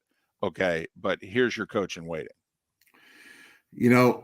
I think that's the best way for Brian to get back on top. But do you think Coach Belichick, after the Atlanta experience, has figured out I have to come with less bullets in my gun here, less demands? I think he learned a little something in Atlanta about the politics of things, because these GMs, this has to be a direct hire by the owner and circumventing the GM. Now, those things happen. Philadelphia. I'm just telling you What are right you now. saying? I'm just, they tried to get him last year. He said, no, I'm telling you, there are teams. Okay, there are teams in which the owner, the GM is the owner in Dallas. Oh, all right. I'm just saying, I think there's a spot where Bill could pull it off for Brian. I would hope so. That would be the right thing to do. And but Bill's got to get through the process himself. What he's doing right now is brilliant. Basically changing the view of his personality, everything else. He's doing a great job of letting the world see the real Bill. You think that's going to make a difference for him getting a job? Yeah, I think it's softening. Look, if you again go back to these owners that are thinking of hiring him or anyone else, they're going to do a lot of, hey, Kraft, tell me more about Bill. Hey, Bob's son, tell me more about Bill. There's a lot of people. When I was up in New England this summer, all I kept hearing was, oh, it's so nice here. Everyone's so happy. It's a very positive attitude. How's that going right now? He's Pat Kirwan. Weekdays, NFL radio 3 to 7, Saturdays 2 to 5 during the regular season and playoffs, and CBS's NFL Today show on Sunday. Joining us once again, courtesy of Pinchers, Tampa to Key West, all points in between. Pinchers, where you can't fake fresh. Weather permitting, Pat, we will talk again on Friday here on Miller and Moulton. At Physical Therapy and Balance Centers, our goal is to help you love your life. When your life is sidelined by an injury, dizziness, surgery, or condition keeping you from doing what you love, we're here to help you heal and feel your best. Our therapist evaluation will determine the root cause of your health challenges, resulting in a unique treatment plan customized just for you. Visit www.physical.com to find your nearest location and see how we can help you love your life. American Paint Supplies, for nearly 30 years, is your one-stop shop for all your coating needs. If you are a designer, a contractor, a professional painter, or a weekend warrior, American Paint Supplies is the place where experts go to get expert solutions. At 6100 Shirley Street in Naples off of Pine Ridge, American Paint Supplies delivers the best solutions with the best products with the best support. Meet Gene and his team today at American Paint Supplies. Call 239-566-2700. That's 566-2700 or online at AmericanPaintSupplies.net. Visit Jason and Todd at the Diamond District. A natural diamond is the oldest artifact you will ever touch, and each is one of a kind. Jason and Todd at the Diamond District would like to meet you personally and share their love of natural diamonds and the positive impact of purchasing a natural diamond. We promise that in our vault sits the largest selection of GIA-certified natural diamonds at the most competitive prices in the world. Jason and Todd look forward to shaking your hand and welcoming you to their Diamond District family. Mark Miller for Molly Maid. Why Molly Maid, you ask? Trust. Moulton was a customer for 15 years. Affordability. Didn't I just say Moulton was a customer for 15 years? Worry-free services. Our professional house cleaners are fully insured and a 24-hour warranty. Call Molly Maids today at 239-774-5839. That's 239-774-5839 or online at mollymaid.com/FTMYERS. That's mollymaid.com/FTMYERS. This is Miller and Moulton.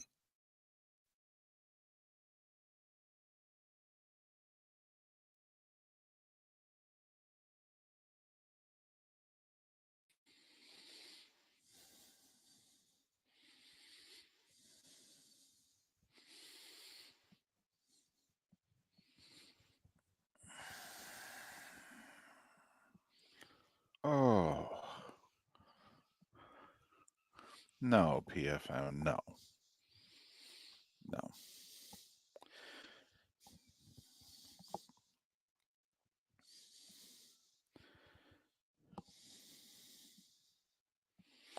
No.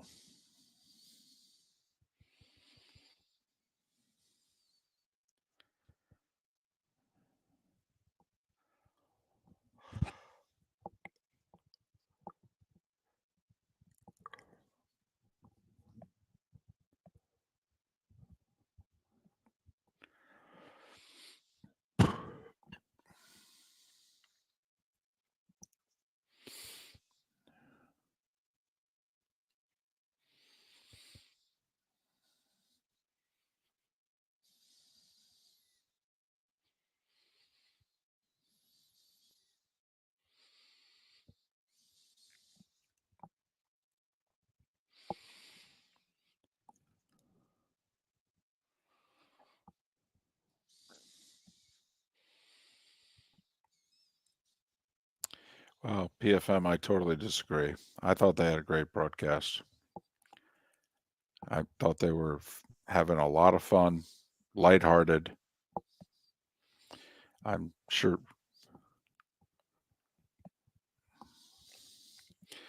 Yeah, everyone just sucks today.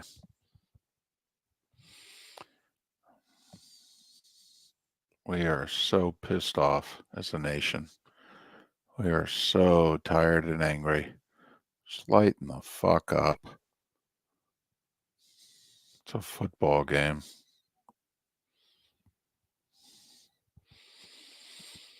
No, didn't come up once.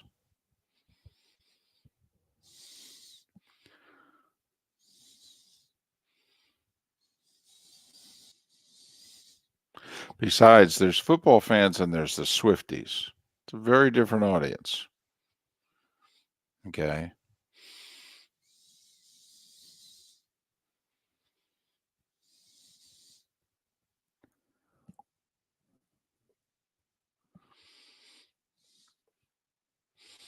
I would argue that you're probably tired of Taylor Swift and you're incorporating anything anybody says and you're projecting it.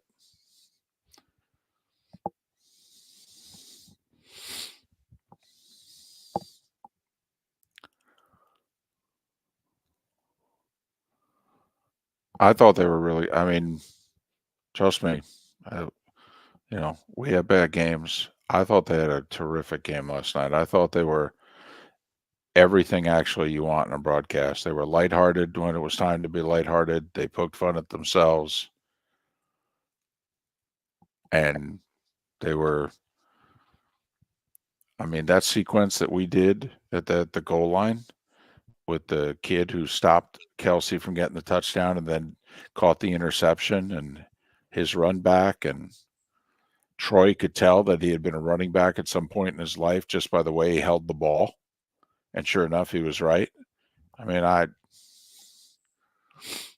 then we knew that kid's brother was a backup dancer on Taylor Swift's tour.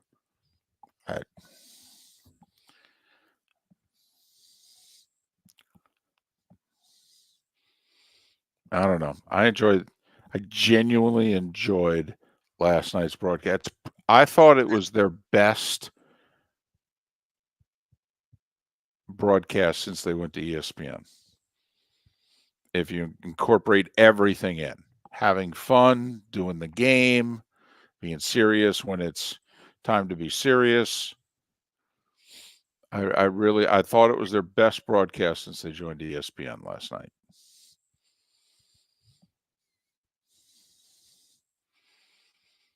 I told them that. I said this reminds me of 3 to 5 years ago. I go,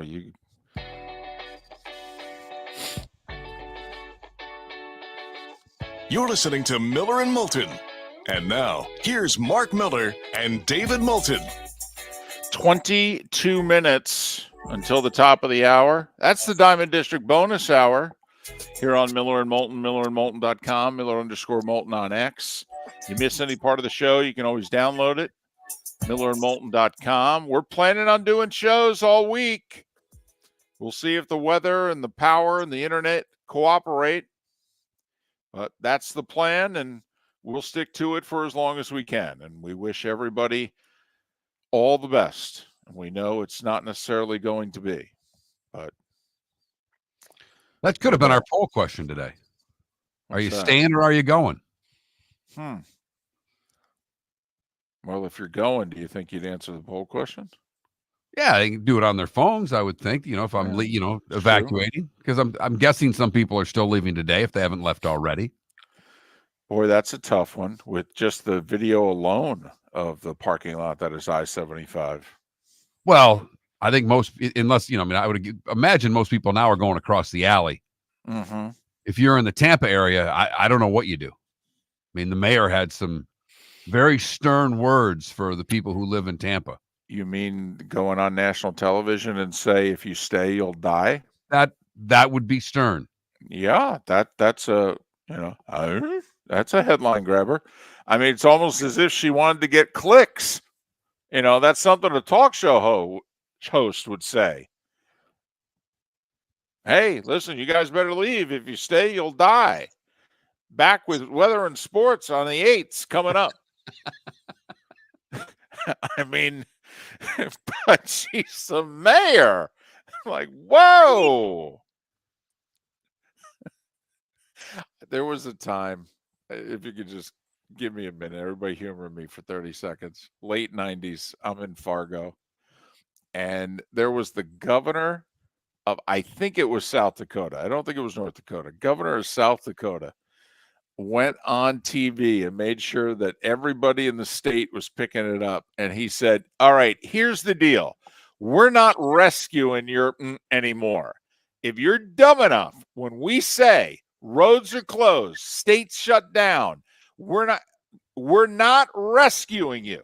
Don't care that you've driven off and you're stuck on the side of the road and it's 20 below and 4 feet of snow. You're going to die. We're not coming to rescue you anymore. We're not risking our lives to save your dumb blank. Literally went on TV and said it. And surrounding states were all like, maybe we should say that. That's pretty good. That works. Yep. Don't know how well it works when you're running for re-election. Depends on how the storm goes, I guess. Well, believe it or not, though, probably played to about 85% approval.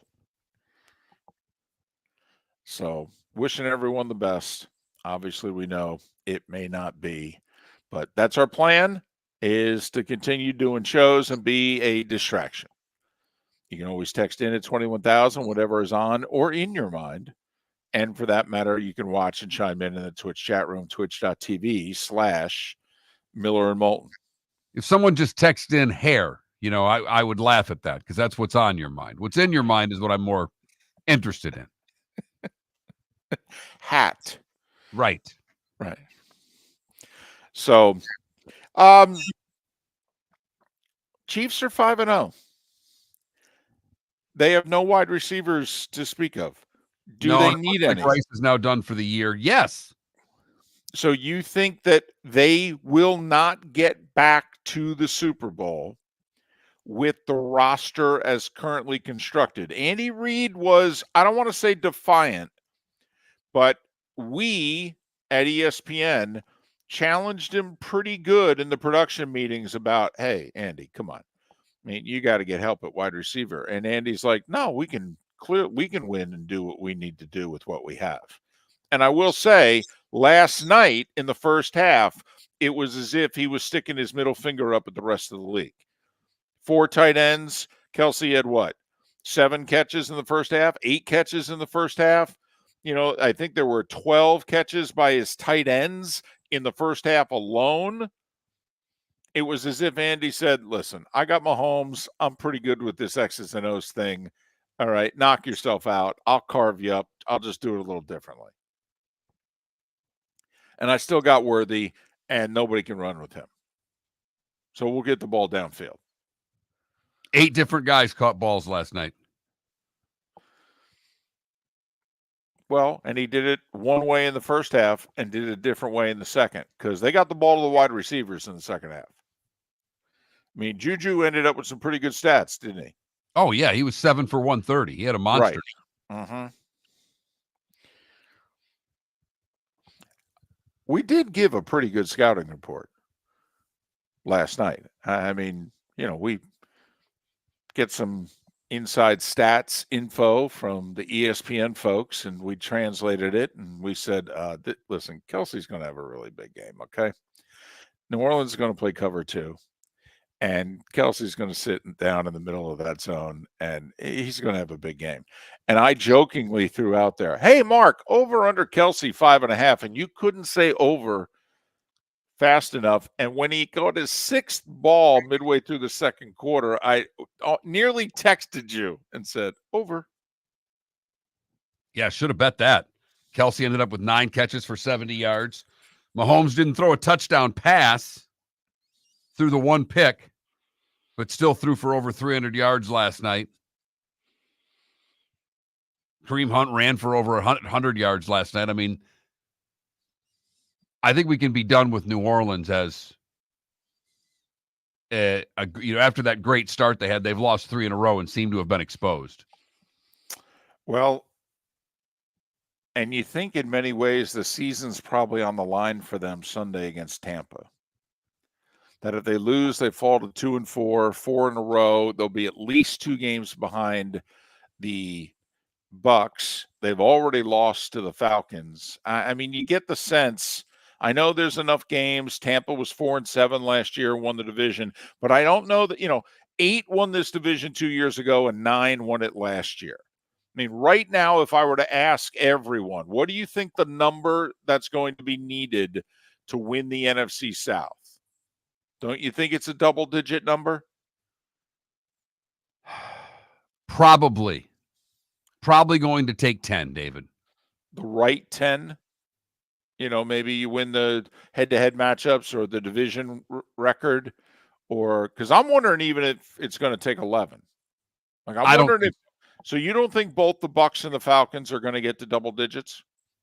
They might both get to 10. I don't see either of them getting to 11. All right. I don't think they're good enough. Tampa's banged up, and I don't see how they get healthy anytime quickly. I think they're an above-average team. I don't think they're an elite team. So let's just say you're right, though, and one or both of them are going to get to 10. If you're the Saints and you fall to 2-4, now we're just talking simple math. I mean, that's a minimum of 8-3 the rest of the way. That's a big ask of anyone. It's a big ask of better teams than asking of you. So, huge game for the Saints. You could argue that the AFC East could be won next Monday. I mean, if the Bills beat the Jets, I'm just telling you right now, Mark, a week from today on this show, if the Bills beat the Jets to go to 4-2 while the Jets fall to 2-4, and none of us are taking the Dolphins seriously until A, Tua comes back, B, can stay healthy, and C, they start winning a couple games. If the Bills win next Monday night, put an X next to them as AFC East champs? Because I think you can. I'm not that quick to do that. And I think one last thing on the Dolphins, it's not just winning some games, it's actually beating a team that's good. When's the last time Miami's beaten a good football team? Technically, a good football team. Okay, technically late last year they beat the Cowboys. Does that count or no? Or was their only win against a playoff team last year? I'm just saying. Okay. So they've got one. My mistake. No, but also, I mean, that's, we kind of view the Dolphins and the Cowboys, at least we had the same way, where they can beat up on the teams they're above in the standings, but can't beat anybody who can look them in the eye or is better than them. So the fact they were playing one another, somebody had to win. But you're probably right with the Bills. I couldn't do it that early. I know. See, I'm the claret jug guy. I can start putting the soft imprint into the claret jug. Just make sure it's not Vandeveld. It's a long name, and it's going to screw it up no matter how you do it. You want to be putting Jason Day on there. That one seems like you can make a lot of changes to. But he had a 3-shot lead going to the 72nd hole. Come on now. And his tee shot stayed dry. I digress. 21,000, the text line, twitch.tv/Miller and Moulton if you want to watch this show. Or YouTube, for that matter. You can just look up Miller and Moulton on YouTube, and we're there. We're at a lot of places. So, can I bring up something that we brought up 2 hours ago briefly? And just, you tell me if you like what I'm about to bring up. So, the deal, there's 3 antitrust lawsuits that are now going to be wrapped into one compromise deal between college athletes, the NCAA, the conferences, and the schools. The settlement will require some rule changes. Apparently, the elimination of NLI, the National Letter of Intent. Okay, apply the football redshirt rule that you can play up to 30% of a fifth season to all sports, not just football. Permit athletes to receive prize money and pay before enrollment. Then prize money? Wait a minute. Prize money? I love that. Yeah, receive prize money. Then not all schools have to opt in to this. You can choose to opt out. Now, in doing so, you lose revenue sharing. Just so you know, but not all schools have to opt into this deal.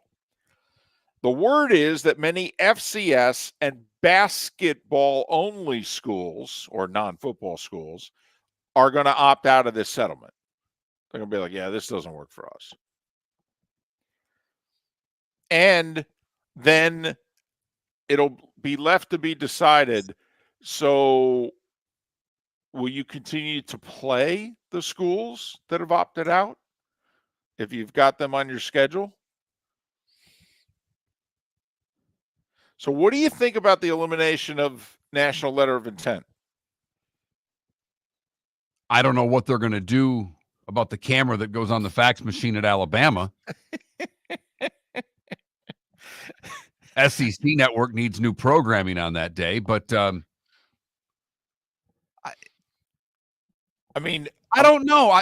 I'm that one I don't like so much because it's such a cool thing for the kid. Here's my thing. If we're going to eliminate it and replace it with what? A contract? Apparently. I mean, we got to have it, right? Here's what we're paying you. By the way, I want contracts. I want the kid, though, to also have to commit like this. And I'm not just picking on this guy, the Alabama defensive tackle yesterday, who said, I don't like my playing time. I'm not going to play one more game this year. See, my feeling is you get 5 years. All right. You decide you want to quit 3, 5, 6 games into a season. Don't know what to tell you. It's one of your 5. See, I'm in favor of that. And I would do it with all sports if I had to, but I would definitely do it with football and the revenue generating sports. And if we determine that to be both basketballs or what have you, I'd have no problem just giving those athletes get 5. I'm convinced football needs to just be its own thing, David. The more this goes on, football needs to break away and be its own damn thing. There's too many scholarships. There's too many players. There's too much money involved. It would settle the rest of college sports down. Football needs to be its own entity. And they should play 5 years. I don't know about women's and men's basketball players getting 5 years. I don't know about a hockey player getting 5 years, but I'm fine with a football player getting 5 years. And remember, you only get so many scholarships. So if we let them all get 5 years, that's just less scholarships to hand out. Hey, you got any scholarships? Nah, I got 4 guys sticking around for a 5th year. Oh, great. Just saying. But that's the intricacies of this deal. And it's not going to become official for another 6, 7 months. So that's why we're not going to have guests about it and go super deep. But those are the cliff notes, Mark, as to what was agreed to yesterday. And a federal judge is willing to sign off on it. I think it bodes at a huge disadvantage for the basketball-only schools, David. Miller and Moulton, the Diamond District bonus hour is next. The Cape Coral Police Department is growing. They are currently looking for police officers and are offering a $10,000 signing bonus to newly hired officers. If you desire a career in law enforcement, or if you are already in law enforcement and thinking about making a move to a better agency, think Cape Coral Police Department. If you're looking for a police department that is committed to excellence, that invests in the highest level of training, state-of-the-art equipment, and some of the highest compensation in all of Southwest Florida, then the Cape Coral Police Department is for you. Visit capecops.com. That's capecops.com. Gentlemen, as your wife mentioned getting new flooring, but you don't want to go through the hassle, well, go see the Floor Meisters in Naples next to Costco. They understand your time and money are important, so they'll make it as painless as possible. With a huge in-stock selection of carpet and Cortec, they can get you the floor your wife's been asking for.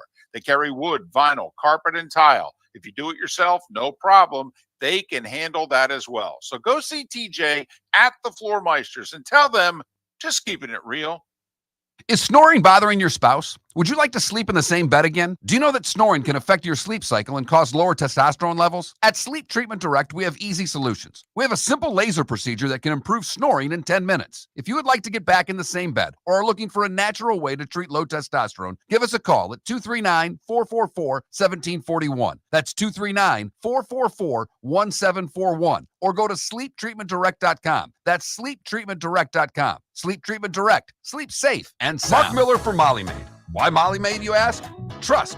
Moulton was a customer for 15 years. Affordability. Didn't I just say Moulton was a customer for 15 years? Worry-free services. Our professional house cleaners are fully insured and a 24-hour warranty. Call Molly Maids today at 239-774-5839. That's 239-774-5839 or online at mollymaid.com/FTMYERS. That's mollymaid.com/FTMYERS. Wine glasses never fall over until you get a brand new rug. Oh no! Ketchup bottles act normal till you're wearing a new shirt. Oh, you kidding me? And rocks lie peacefully on the road till the day you get a brand new windshield. Then they fly up off the road and attack without mercy. That's why new windshields from Glass Doctor come with our windshield protection plan. Unlimited repairs and one replacement for 12 months. Don't just fix it, protect it. Glass Doctor. A neighborly company.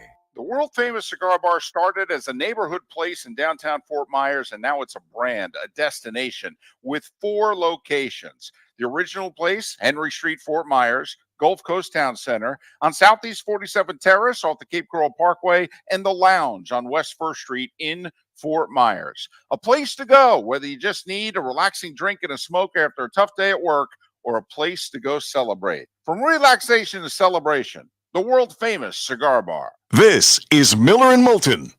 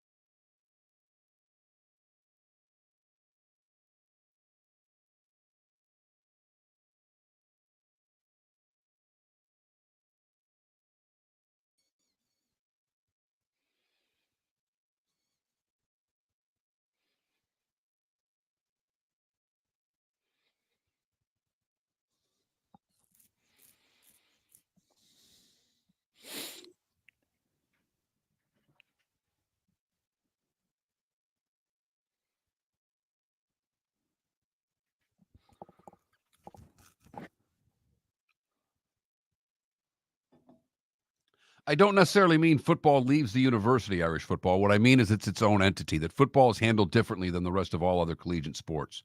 Football programs will still support all the athletics at the school. It just doesn't have to be handled the same way as women's gymnastics. That's all.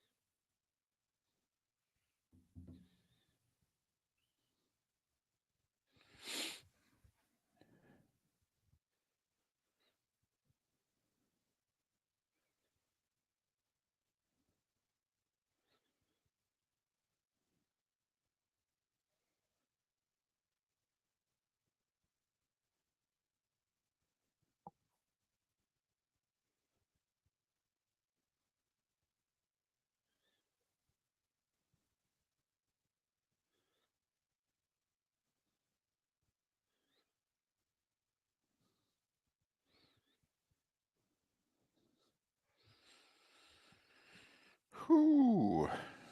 You know, the really good news is that there's another hurricane that could be trailing this one too.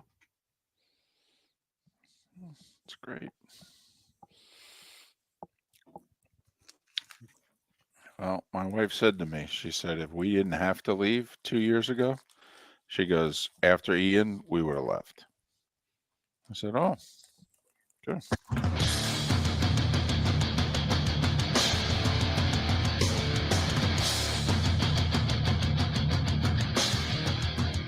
You're listening to Miller and Moulton, coming at you from the Floor Meister Studios. Floor Meisters, keeping it real.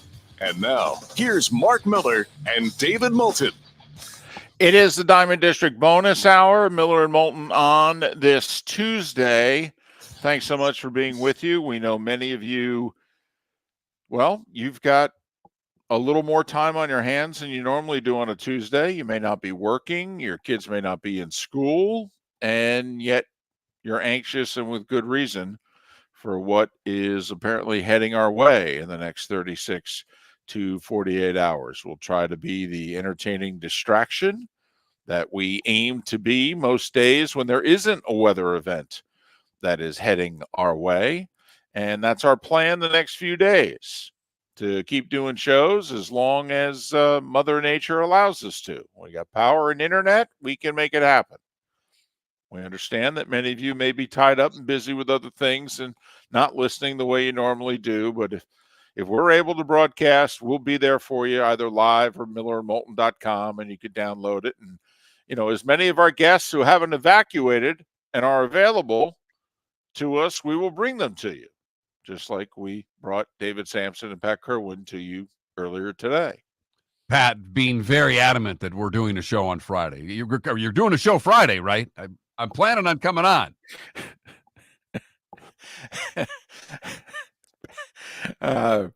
It would be tough working for Pat in this sense.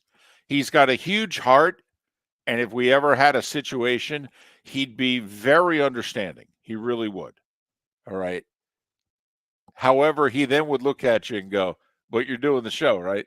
I mean, 20 of the 24 hours a day, he'd be this huge-hearted guy. And then he'd be like, but that's after the show, right? Because Pat never takes a show off. No, he doesn't take a day off. Nope. Pat works every single day. Damn near. I mean, he really does. And he took time off 2 summers ago. He took like a week and traveled with his family, and because one of his grandkids had a hockey tournament, or 2 of them had a hockey tournament. And so he actually took a week off from work, and it was like late July. It was right before training camps. And the folks at SiriusXM were like, we've never had to fill in 5 shows in a row for Pat before. All right. Well, how long has he been there? 15 years. And it was only because of his grandkids. I mean, let's be honest. We all do things later in life that we wouldn't have otherwise done, maybe not even for our kids. So, you know, that's the only reason that he's taken more than 2 days in a row off, that since Miller and Moulton can remember. Who's the biggest surprise in a good way to you in the NFL? Because you thought Washington was going to be good. So I don't know if you could even give Washington as an answer. If you do, that's fine. But I'm just curious, who is the team that's the biggest surprise on the positive side to you in the National Football League right now?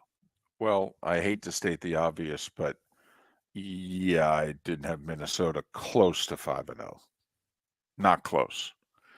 I mean, I remember a summer 5-minute dialogue that I went on in which I go, yeah, outside of week 1 against the Giants, tell me how many times they're going to be favored. I mean, I didn't see Sam Darnold being this year's Baker Mayfield, this year's Geno Smith. I didn't see it at all. I mean, Sam Darnold's he was in the same draft class as Baker Mayfield. Same draft class. So he's a year further removed, and Baker had a really good year. Sam had never had a really good year. Sam is closer to the Geno Smith comparison. Baker had a really good year in Cleveland. They won 11 games. He went on the road, carved up the Steelers, scored a bunch of points in a playoff win. Geno Smith had never done anything really of note the year before in 2022 when Seattle all of a sudden turned him into a Pro Bowl quarterback. Sam had not done really anything of note, had never led a team to a winning season before. So what Kevin O'Connell, and we raved about Kevin O'Connell. Miller and Moulton think he's one of the 5 best coaches in the league. But, Mark, let's be brutally honest. We didn't think he could do this with that ball of clay. No, not at all. And we knew Flores had a good defense, but they've exceeded expectations as well. The coaching that's going on in Minnesota is nothing short of fantastic. And they've done this on the fly, too. This is one of the most difficult things to pull off. 2 years ago, they won 13 games in their division. Now, they got beat by the Giants in the playoffs, which shouldn't have happened. And the Vikings have transitioned on the fly here. This is similar, but I would even say bigger than what Buffalo did 7 years ago. Remember when Buffalo sneaked into the playoffs with a 9-win team with Tyrod Taylor? And the Bills, without saying it publicly, said, yeah, this is as good as this group can do. And they transitioned. And it helped. They drafted this Josh Allen guy. And next thing you know, 2 years later, they're winning double-digit games, and they're going to the playoffs. And this is a 6-year run and counting for the Bills. So is Cincinnati the team on the other side that you had high expectation for that's disappointed the most? Or are you like Pat and still think that Cincinnati Bengals have a shot at a wild card? I don't think they have a shot because defensively they're bad. And I don't see how they get better. Like, to me, they're not bad because they've got 4 starters out. They're bad because the guys who used to be good players are no longer good players. I mean, that's just a fact. Hendrickson's not the same guy. Hubbard's not the same guy. They're not getting anything out of their defensive front. They let their safeties walk, thought they could replace them. That hasn't worked out. They don't have an upper echelon corner. I mean, now. Sorry, David, that's where the safeties they had were so complimentary of what they had in the back end there. And you're right. Since they've let the safeties go, that team has been very different on the back end. So, I mean, everybody's scoring 30-plus points against them. Now, can Joe Burrow win some games? Can he upset some people? Hell yeah. But, I mean, come on. They've lost to New England, Washington, and Baltimore at home. That's the other thing. The early part of their schedule was the wins. Now they're going to play a bunch of division games. Listen, hey, you can say whatever you want. It's kind of like the Jags own the Colts in Jacksonville. Well, the Browns own the Bengals. Yes, they do. And I know the Browns right now are a grease fire in the whole deal. Not to Burrow and the Bengals, they're not. The Browns own the Bengals. So I don't know when they play them again, but they need to beat them twice. And I don't know that the Bengals can beat anybody. And, Mark, it's tough for me to say a team's going to rattle off a winning streak and get back in it when they can't get stops, if you know what I mean. In any sport, I can see a good defensive team, a good pitching team. Okay, I can see them putting wins together because defense travels. Unfortunately, so does bad defense. And I don't see how you string a winning streak together when Burrow just scored 30-plus points against Washington and Baltimore and lost both games. Mark, he threw 5 touchdowns and lost. Well, and David, I bring this up particularly with Cincinnati because when you look at the AFC right now, with so few teams over 500. And at the end of the year, I don't think Pittsburgh ends up over 500. I don't think that's a good football team. They have a great defense. They are incredibly limited offensively. So somebody that's 2-3 is going to end up being a playoff team in the AFC, or 1-4 for that matter. Somebody's going to make a run on that side. I'm just trying to figure out who it is. Well, it's why I asked. Could it be Miami? But role play with me here. Tua comes back healthy. He's going to see a specialist here during the bye week. What if he's cleared to play? What if? Put a healthy 2 on the Dolphins compared to the rest of the AFC. Coming out of the bye, at the Colts, home for the Cardinals, at the Bills, that's a tough one, at the Rams, home for the Raiders, home for the Patriots. That's 5 out of 6 that are very winnable games. Yeah. What if they go 4-2? Now you're 6-5. And in the AFC, that could go a long way. Now, their closing stretch is tough. It is. I'm with you, by the way. It's not as tough as we thought because the way the Jets are playing right now, 2 against the Jets don't seem as daunting as maybe I thought before the season. Right. But also, I'm with you. I think the 7 seed and the first 2 years of the expanded playoffs in the NFL, the representative in the AFC, Pittsburgh last year got to 10 because they won their last 3 games. But the Dolphins were the 7 seed the year before that at 9-8. So I could see the 7 seed being the right 9-8 team, which I will say brings, listen, Mark, if we want to say Cincinnati's still viable, then why is Jacksonville not? No. Come on now. Jacksonville does not have Cincinnati's schedule. Their division isn't as hard. And they've had a pretty challenging open here to their schedule. I said it all year. Their post-Thanksgiving schedule is doable. Well, and they've got 2 huge home games coming up back-to-back weeks. They're in London where they play much better than they do in Jacksonville. And it's Bears-Patriots, winnable games. What if I tell you? See what I did there? I do. What if I tell you the Jags beat the Bears this week? Now tell me what you think about the 2-4 Jags. This, to me, is the money game for the Jags. They win this game, the playoffs are doable. Even at 0-4. Look at the schedule. I'm just telling you. Remember, this is a team that's won 10 games and 9 games the last 2 years. This is not a bad roster. This is not a bad team. All right. They've woefully underachieved, and they've screwed it up. But what if they beat the Bears? Because they're going to beat the Patriots. So now they're 3-4. Now tell me what you think. They'll be at most a game out of the playoffs. At most. Right. And it's can they win 6 more and get the right 9 at that point? Yeah. Mm-hmm.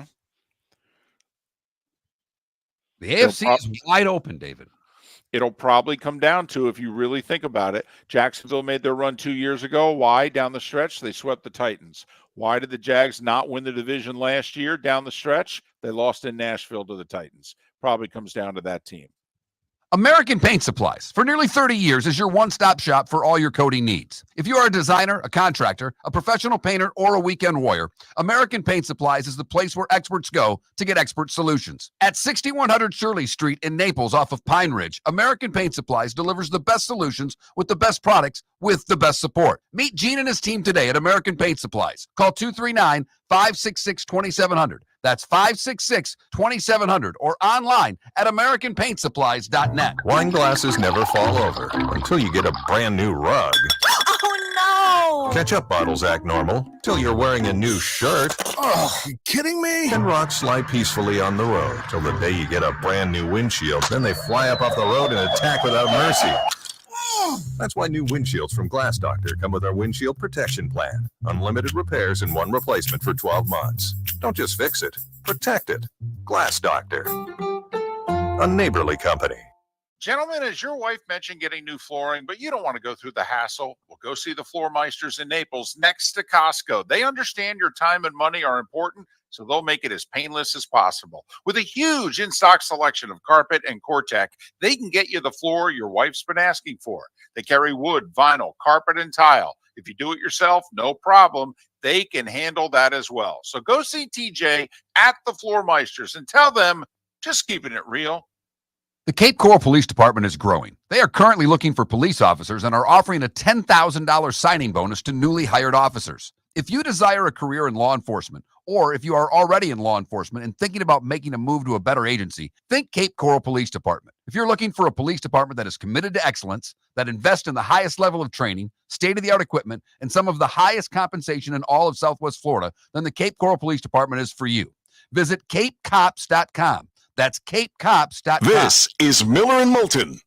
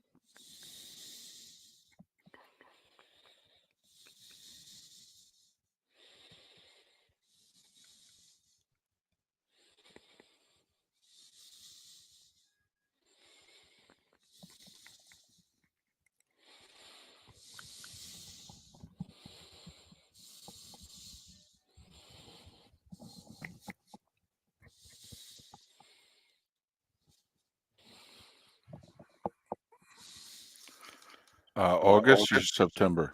I think both.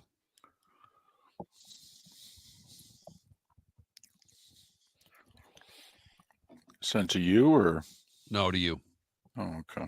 He just texted me that he sent it out. Okay. He bailed too. From the area? Yeah. Okay.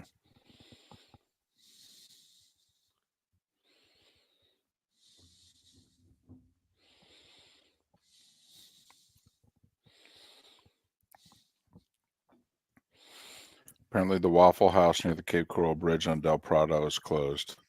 That's big. That's when you know this is serious. Irish football, I haven't even thought about it. Gotta cut us a little. Got a few things going on here. I got to get back first.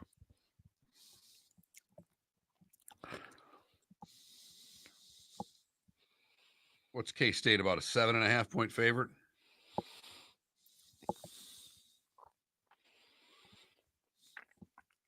Tell you what, if Colorado wins that one, look out. That's a different story. Yep. I'm just, that's my line call. I'm not looking right now. 4. Where is it? Colorado. Okay, well.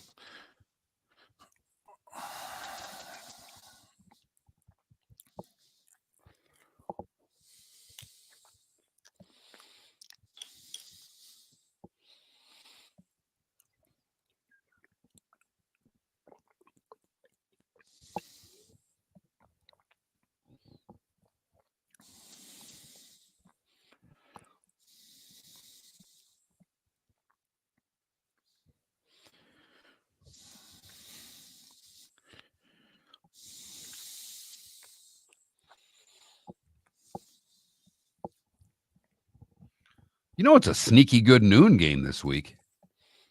Wisconsin and Rutgers.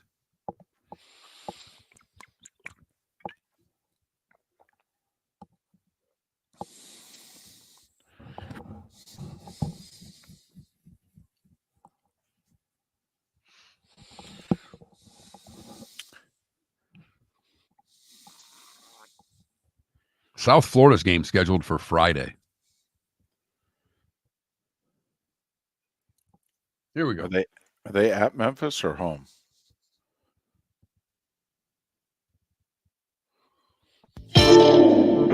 Welcome to the bonus hour, brought to you by Jason and Todd at the Diamond District. And now, here's Mark Miller and David Moulton. Diamond District bonus hour, 21 minutes past the final hour of the show in the 239 and the 904. Thanks so much for being with us. We've got playoff baseball today, but don't we have action? I mean, we got the 55 straight days of football, which means we got to have football today. We have football, but it's not Maction, David. It's Conference USA football. We have Florida International at Liberty at 7 o'clock. Liberty is 17-point favorite. So Conference USA getting the Tuesday, Wednesday this week. Okay. We also have the return of the NHL with the Florida Panthers, your defending Stanley Cup champions. And they're in action tonight, 7 o'clock, 4-letter network, against the big bad Bruins. I will be very interested tonight to see how much of the crowd is Bruins fans, because in the playoffs, the Panthers did a good job of getting all Panther fans in there, and they did their thing.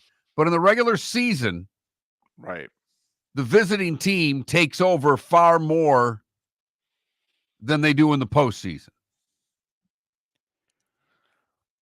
There's a guy on our crew, and by our crew, I mean the Monday Night Football crew, who's a big Florida Panthers fan.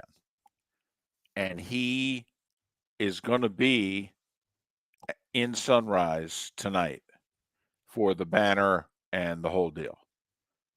And I said to him, "You do know there's a hurricane coming?" He goes, "Yeah, I don't know when they're going to win the cup again.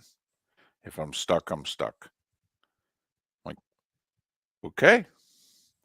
And I understand South Florida is not supposed to get it the way a good chunk of the rest of the state is, but he's like, nope, I got to be there.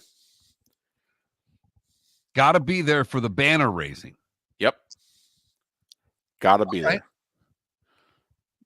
It's kind of like Lane Kiffin watching the end of the Vandy, Alabama game. So once in a lifetime thing. Got to watch it. Sorry, I can't take your questions right now. I got to watch this. How many timeouts does Bama have left? Just one, Coach. With 1:18 to go? They're going to lose. Coach, getting back to your performance today. Hold on a second. I got to watch this. This is never going to happen again. Not in our lifetime. Just throwing it out there. This Panthers group, they're under contract. Okay. They're going to throw a pretty darn good team out on the ice for the next probably 3-4 years. I don't know if they'll have as good a run as the Lightning run that they put together, but that's their plan. Throw this big group out there and say, all right, go get as many cups as you can. Go as deep as you can, as often as you can, and we'll keep paying the bills. They're built the right way for the postseason. They really are. Let me ask you this. How much longer do you think you can count on Bob? He's 36, it's funny, David. 35? Just curious. I think 2 more years. I think it's the one big difference when you compare what the Lightning did to what the Panthers are trying to do. Right. Is that they had a great goalie that was young. A Vasilevsky. And everybody could use a Vasilevsky. Joe Burrow and a Vasilevsky. That's how we roll on this show. Everybody could use one. Yep. Starting to say you could use a Williams, too, from Alabama, or a Smith from Ohio State. Those two seem to be things you could use as well. Yep. I'm putting a Jaden Daniels in my back pocket. I'm just moving him over here. I just want to make sure when the time comes, I've got the rights to him right here. We're not there yet. We're not there yet.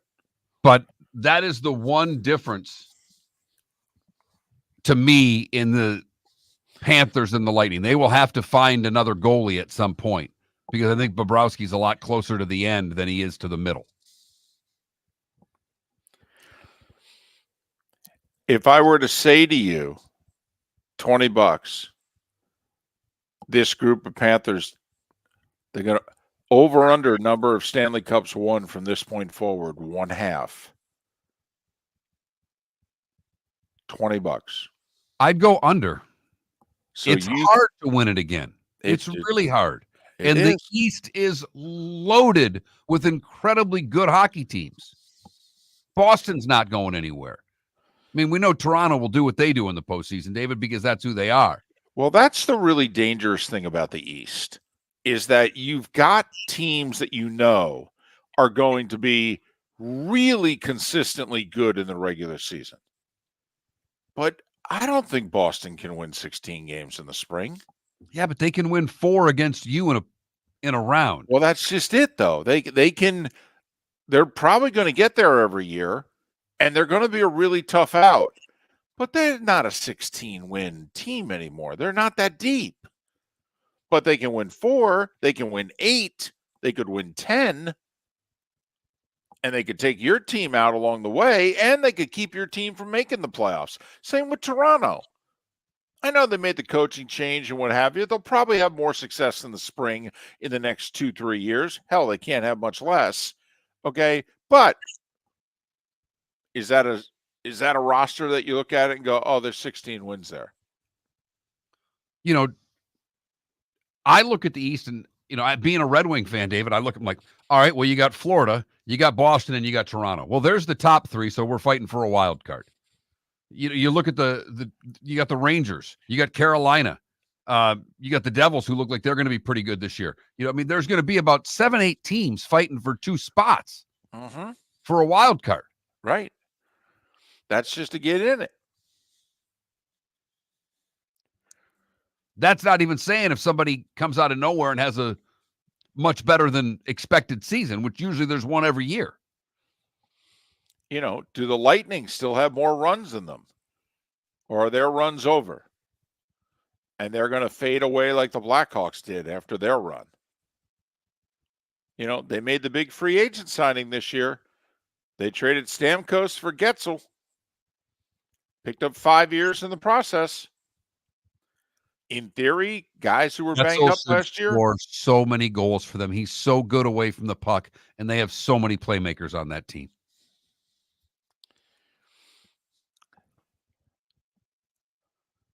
You need a power play goal midway through the third period of a playoff game down 3-2. You want Getzel on the ice or Stamkos? I want Stamkos. Okay. But it's not as black and white as that to me, David, because Getzel in the postseason has been spectacular throughout. No, he's been really good. He has. Not Steven Stamkos, but he's been really good. Really good. He has. I know. Also, now it's Hedman's room. This is interesting. You went through this in Detroit when all of a sudden it became Lidstrom's room. And people wondered, can you win a cup with a guy like that as the captain? In hockey, the mystique of wearing the C and the type of personality that guy has to be, or otherwise you're not a serious cup contender. A few guys have proven that to be a bunch of bunk. But it's Hedman's C now. It's his room. I'm going double box this afternoon with hockey and baseball. Look at you. That is fantastic. Blues and Kraken at 4:30. Mets and Phillies at 5. But yes, the NHL, which technically got underway Friday and Saturday in the Czech Republic when the Devils took 2 from Buffalo. Devils got a goalie this year, folks. They're going to be dangerous. It's what's been keeping them back these last few years. They got a goalie. All kinds of talent on that team. All kinds of talent. Skating. Yep. Got a coach and a goalie. That's a dangerous combination. Look out. Seth's going to be uncontrollable this year. That's all we're saying. Oh, boy. And insufferable Seth. You mean as opposed to usual? Right. Miller and Moulton. Cigar Bar started as a neighborhood place in downtown Fort Myers, and now it's a brand, a destination with 4 locations. The original place, Henry Street, Fort Myers, Gulf Coast Town Center, on Southeast 47th Terrace off the Cape Coral Parkway, and the Lounge on West 1st Street in Fort Myers. A place to go, whether you just need a relaxing drink and a smoke after a tough day at work, or a place to go celebrate. From relaxation to celebration, the world-famous Cigar Bar. American Paint Supplies, for nearly 30 years, is your one-stop shop for all your coating needs. If you are a designer, a contractor, a professional painter, or a weekend warrior, American Paint Supplies is the place where experts go to get expert solutions. At 6100 Shirley Street in Naples off of Pine Ridge, American Paint Supplies delivers the best solutions with the best products with the best support. Meet Gene and his team today at American Paint Supplies. Call 239-566-2700. That's 566-2700 or online at AmericanPaintSupplies.net. Is snoring bothering your spouse? Would you like to sleep in the same bed again? Do you know that snoring can affect your sleep cycle and cause lower testosterone levels? At Sleep Treatment Direct, we have easy solutions. We have a simple laser procedure that can improve snoring in 10 minutes. If you would like to get back in the same bed or are looking for a natural way to treat low testosterone, give us a call at 239-444-1741. That's 239-444-1741. Or go to sleeptreatmentdirect.com. That's sleeptreatmentdirect.com. Sleep Treatment Direct. Sleep safe and sound. Visit Jason and Todd at the Diamond District. A natural diamond is the oldest artifact you will ever touch, and each is one of a kind. Jason and Todd at the Diamond District would like to meet you personally and share their love of natural diamonds and the positive impact of purchasing a natural diamond. We promise that in our vault sits the largest selection of GIA certified natural diamonds at the most competitive prices in the world. Jason and Todd look forward to shaking your hand and welcoming you to their Diamond District family. This is Miller and Moulton.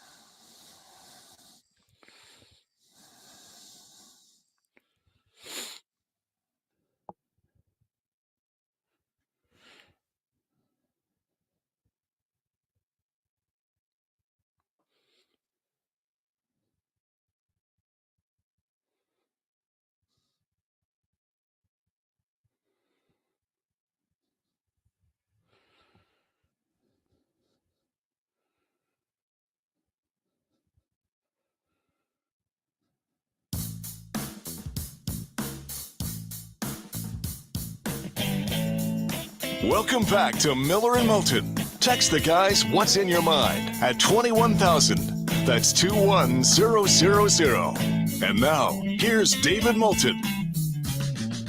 22 minutes till the top of the hour, 16 until we're done talking. Miller and Moulton, millerandmoulton.com, Miller_Moulton on X. Our friends from Pro Football Network, Seth Everett, Bud Elliott, Chris Perkins, all scheduled to join us on the show tomorrow, which as of now is still regularly scheduled. Obviously, weather permitting. You know, I'm thinking with that rejoiner that says, what's in your mind? One, I want that to take over. That's first and foremost. But I'm thinking of all the different directions we could take that rejoiner. Text the guys what's in your refrigerator. Text the guys what's in your wallet. Text the guys what's in the back seat of your car. So we're going to turn into Jennifer Garner now. What's in your wallet? Sure. Okay. All right. Well, I mean, if you're going to turn into somebody, I mean, Capital One, they're pretty lucrative, right? Exactly. Text the guys what you're having for lunch. Hey, before you do your thing here, did you see what the Vanderbilt athletic department's doing? They're auctioning off items from the upset win against Alabama. So they got the goalpost back, you know. That's good. You want an 8-inch piece of the crossbar? You're a big Vandy fan? You want it for your, game room? Put on the mantle and what have you? A little over $4,000.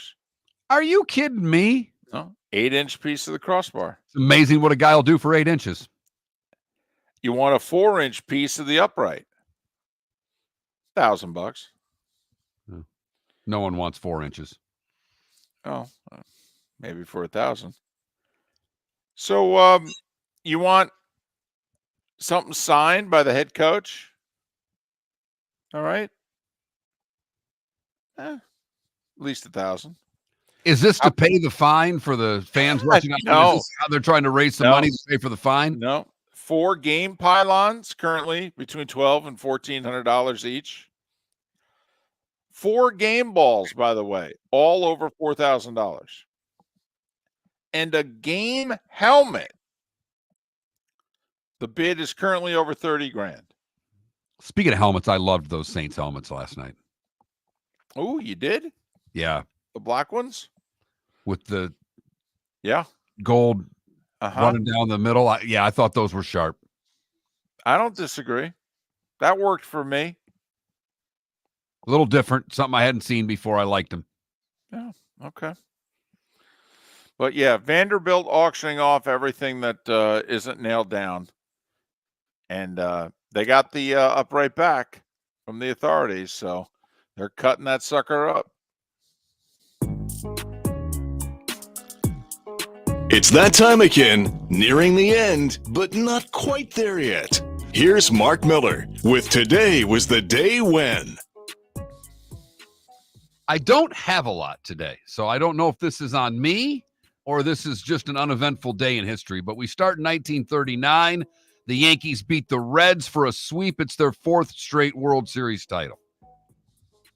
Big day for you today in 1945, David. Okay. The microwave oven was patented. Oh, my goodness. Where would you be without it? I'd change my life.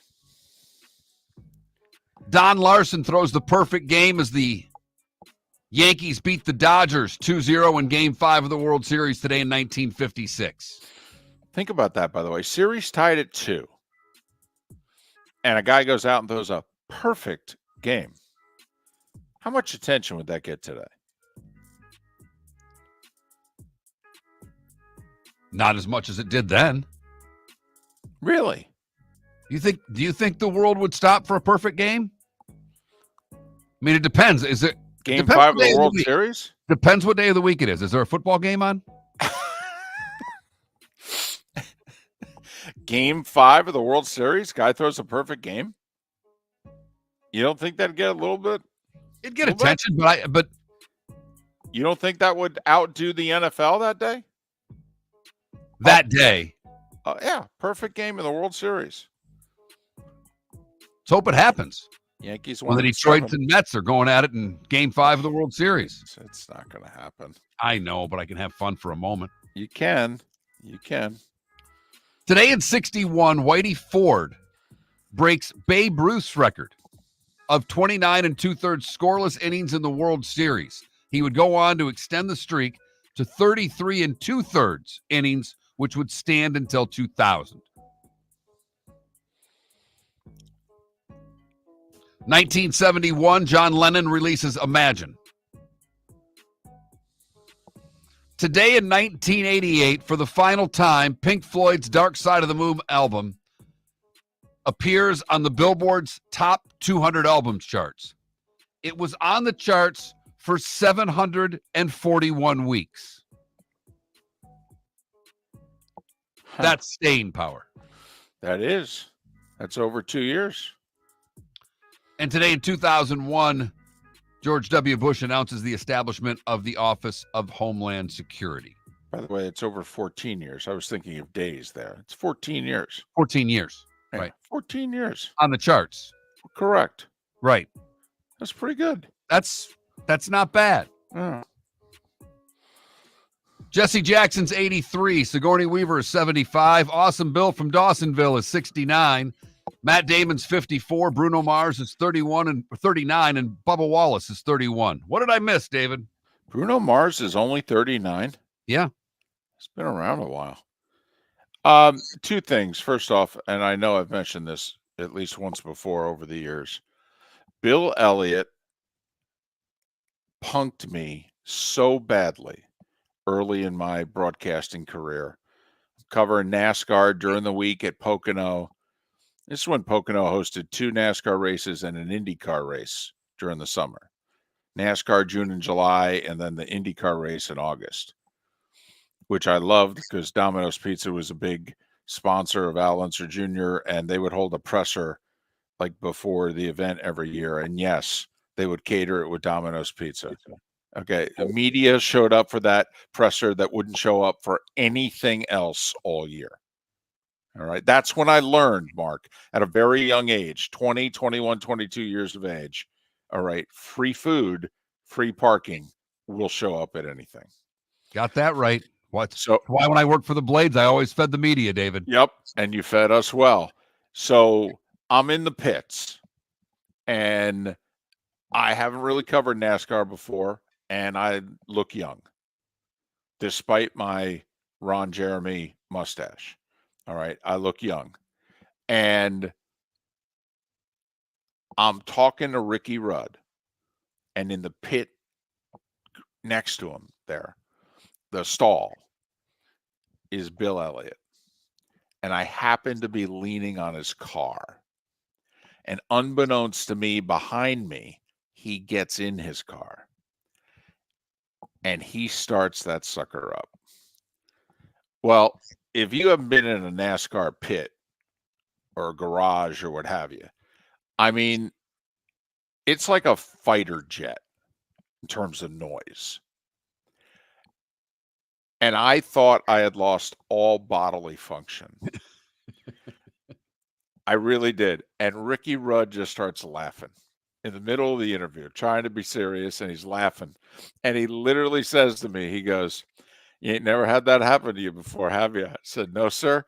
And I literally, while the mic was still on, pardon my French, I hope I don't get in trouble for this, I literally said to him, "Did I just myself?" And he looks down at me and looks up and he goes, "No." And I go, "Well, because I felt like I did." So I loved Bill Elliott ever since. He gets out of the car, him and his guys, they are howling at me and what they did to me. And I felt like, wow, okay, I'm in. All right, they're punking the reporter. That's cool. That's a good thing. Absolutely. Well, yeah, whether it was or not, or whether they said, let's make fun of this sucker. The only thing I got today is Great Balls of Fire.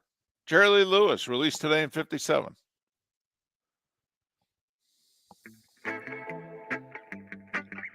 Time to see life a little bit differently. Here's Mark Miller with the good, the bad, and the ugly. What you got, Mark? For the good today, we go to the state of Washington, where a off-duty trooper was able to corral two dogs that were running loose on Interstate 90. The trooper wrangled the pups in. One of the dogs had a tag on a collar, identify him, so now they're trying to work with animal control to get the animals back to their owners. For the bad, this is a strange story. We go to Washington again, where a woman's home was invaded by over 100 raccoons. Apparently, the lady had been feeding raccoons in the area for almost 4 decades. But on October 3rd, she was surrounded by the animals and contacted authorities for help. She told deputies she'd been feeding the raccoons for about 35 years, but hadn't experienced anything like this until about 6 weeks ago, when the raccoons surround her day and night demanding food. Now she's apparently going to have to trap the raccoons. Don't feed the raccoons. Yeah. What's the matter with you? And finally, the ugly. And you may want to turn this down if the kids are in the car. Uh-oh. A man called an ambulance after getting a tight jaw and tingling in his hands, and has found out he tore an artery. He did all of this while pleasuring himself. Ah, come on. Doctors were baffled by his symptoms, thinking it was a lot of other things, but a battery of tests revealed he had a tear in his aorta. Again, all done so. Okay. All right. Got it. Yep. With the self-sesh. Uh-huh. Right. That, David, is the good, the bad, and the ugly. On today, Tuesday, October the 8th. Brought to you by the Cape Coral Police Department. Go to capecops.com. That's capecops.com. They are still looking for new officers, and a signing bonus of $10,000 is available for new officers. That's capecops.com. Can you imagine the guys coming back to the squad in Cape Coral if they were the ones called to that scene? Hey, how'd that call go on, West 13th there? Let me tell you. So, football tonight, CBS Sports Network. Does that count? Barely. 7 o'clock tonight. FIU, a 16-point dog at Liberty. As Mark likes to say, give me Liberty and lay the points. That's unbeaten Liberty because they're playing the easiest damn schedule they can. Liberty at home. All right, baseball playoffs. 5 o'clock FS1, Phillies and Mets. I think winner wins the series. 9 o'clock FS1, Dodgers Padres. All the baseball playoffs are tied at a game apiece. So FS1, 5 and 9, Phillies Mets, Dodgers Padres. NHL getting underway in the States today. 4:30 ESPN. All 3 games are on ESPN. Blues and Kraken. 7 o'clock, they raise the banner in Sunrise. The Bruins and the Panthers. 10 o'clock tonight, a little bit of history. Chicago and the hockey club, Utah HC. That's what they're going with for a year until they unveil their new name before next season. 4:37 and 10. Hockey club. Dun, dun, dun, dun, dun. Let's go, hockey club. Dun, dun, dun, dun, dun. Go, club, go. Go, club, go. It does not lead well to audience participation. Well, I don't know. I mean, novices might actually be able to remember the chant. Hockey and club. I mean, got to admit, in Utah, this is the whole, it's kind of like when you and the Blades started things up in Southwest Florida. You had to teach hockey to your new fan base. Don't you think they're doing that in Utah? A little bit. They will have to. There's no doubt. So there you have it. Little baseball, little hockey, and technically college football, although it's on CBS Sports Network, so it may not qualify to some. Miller and Moulton, weather permitting, back tomorrow. Thanks for listening.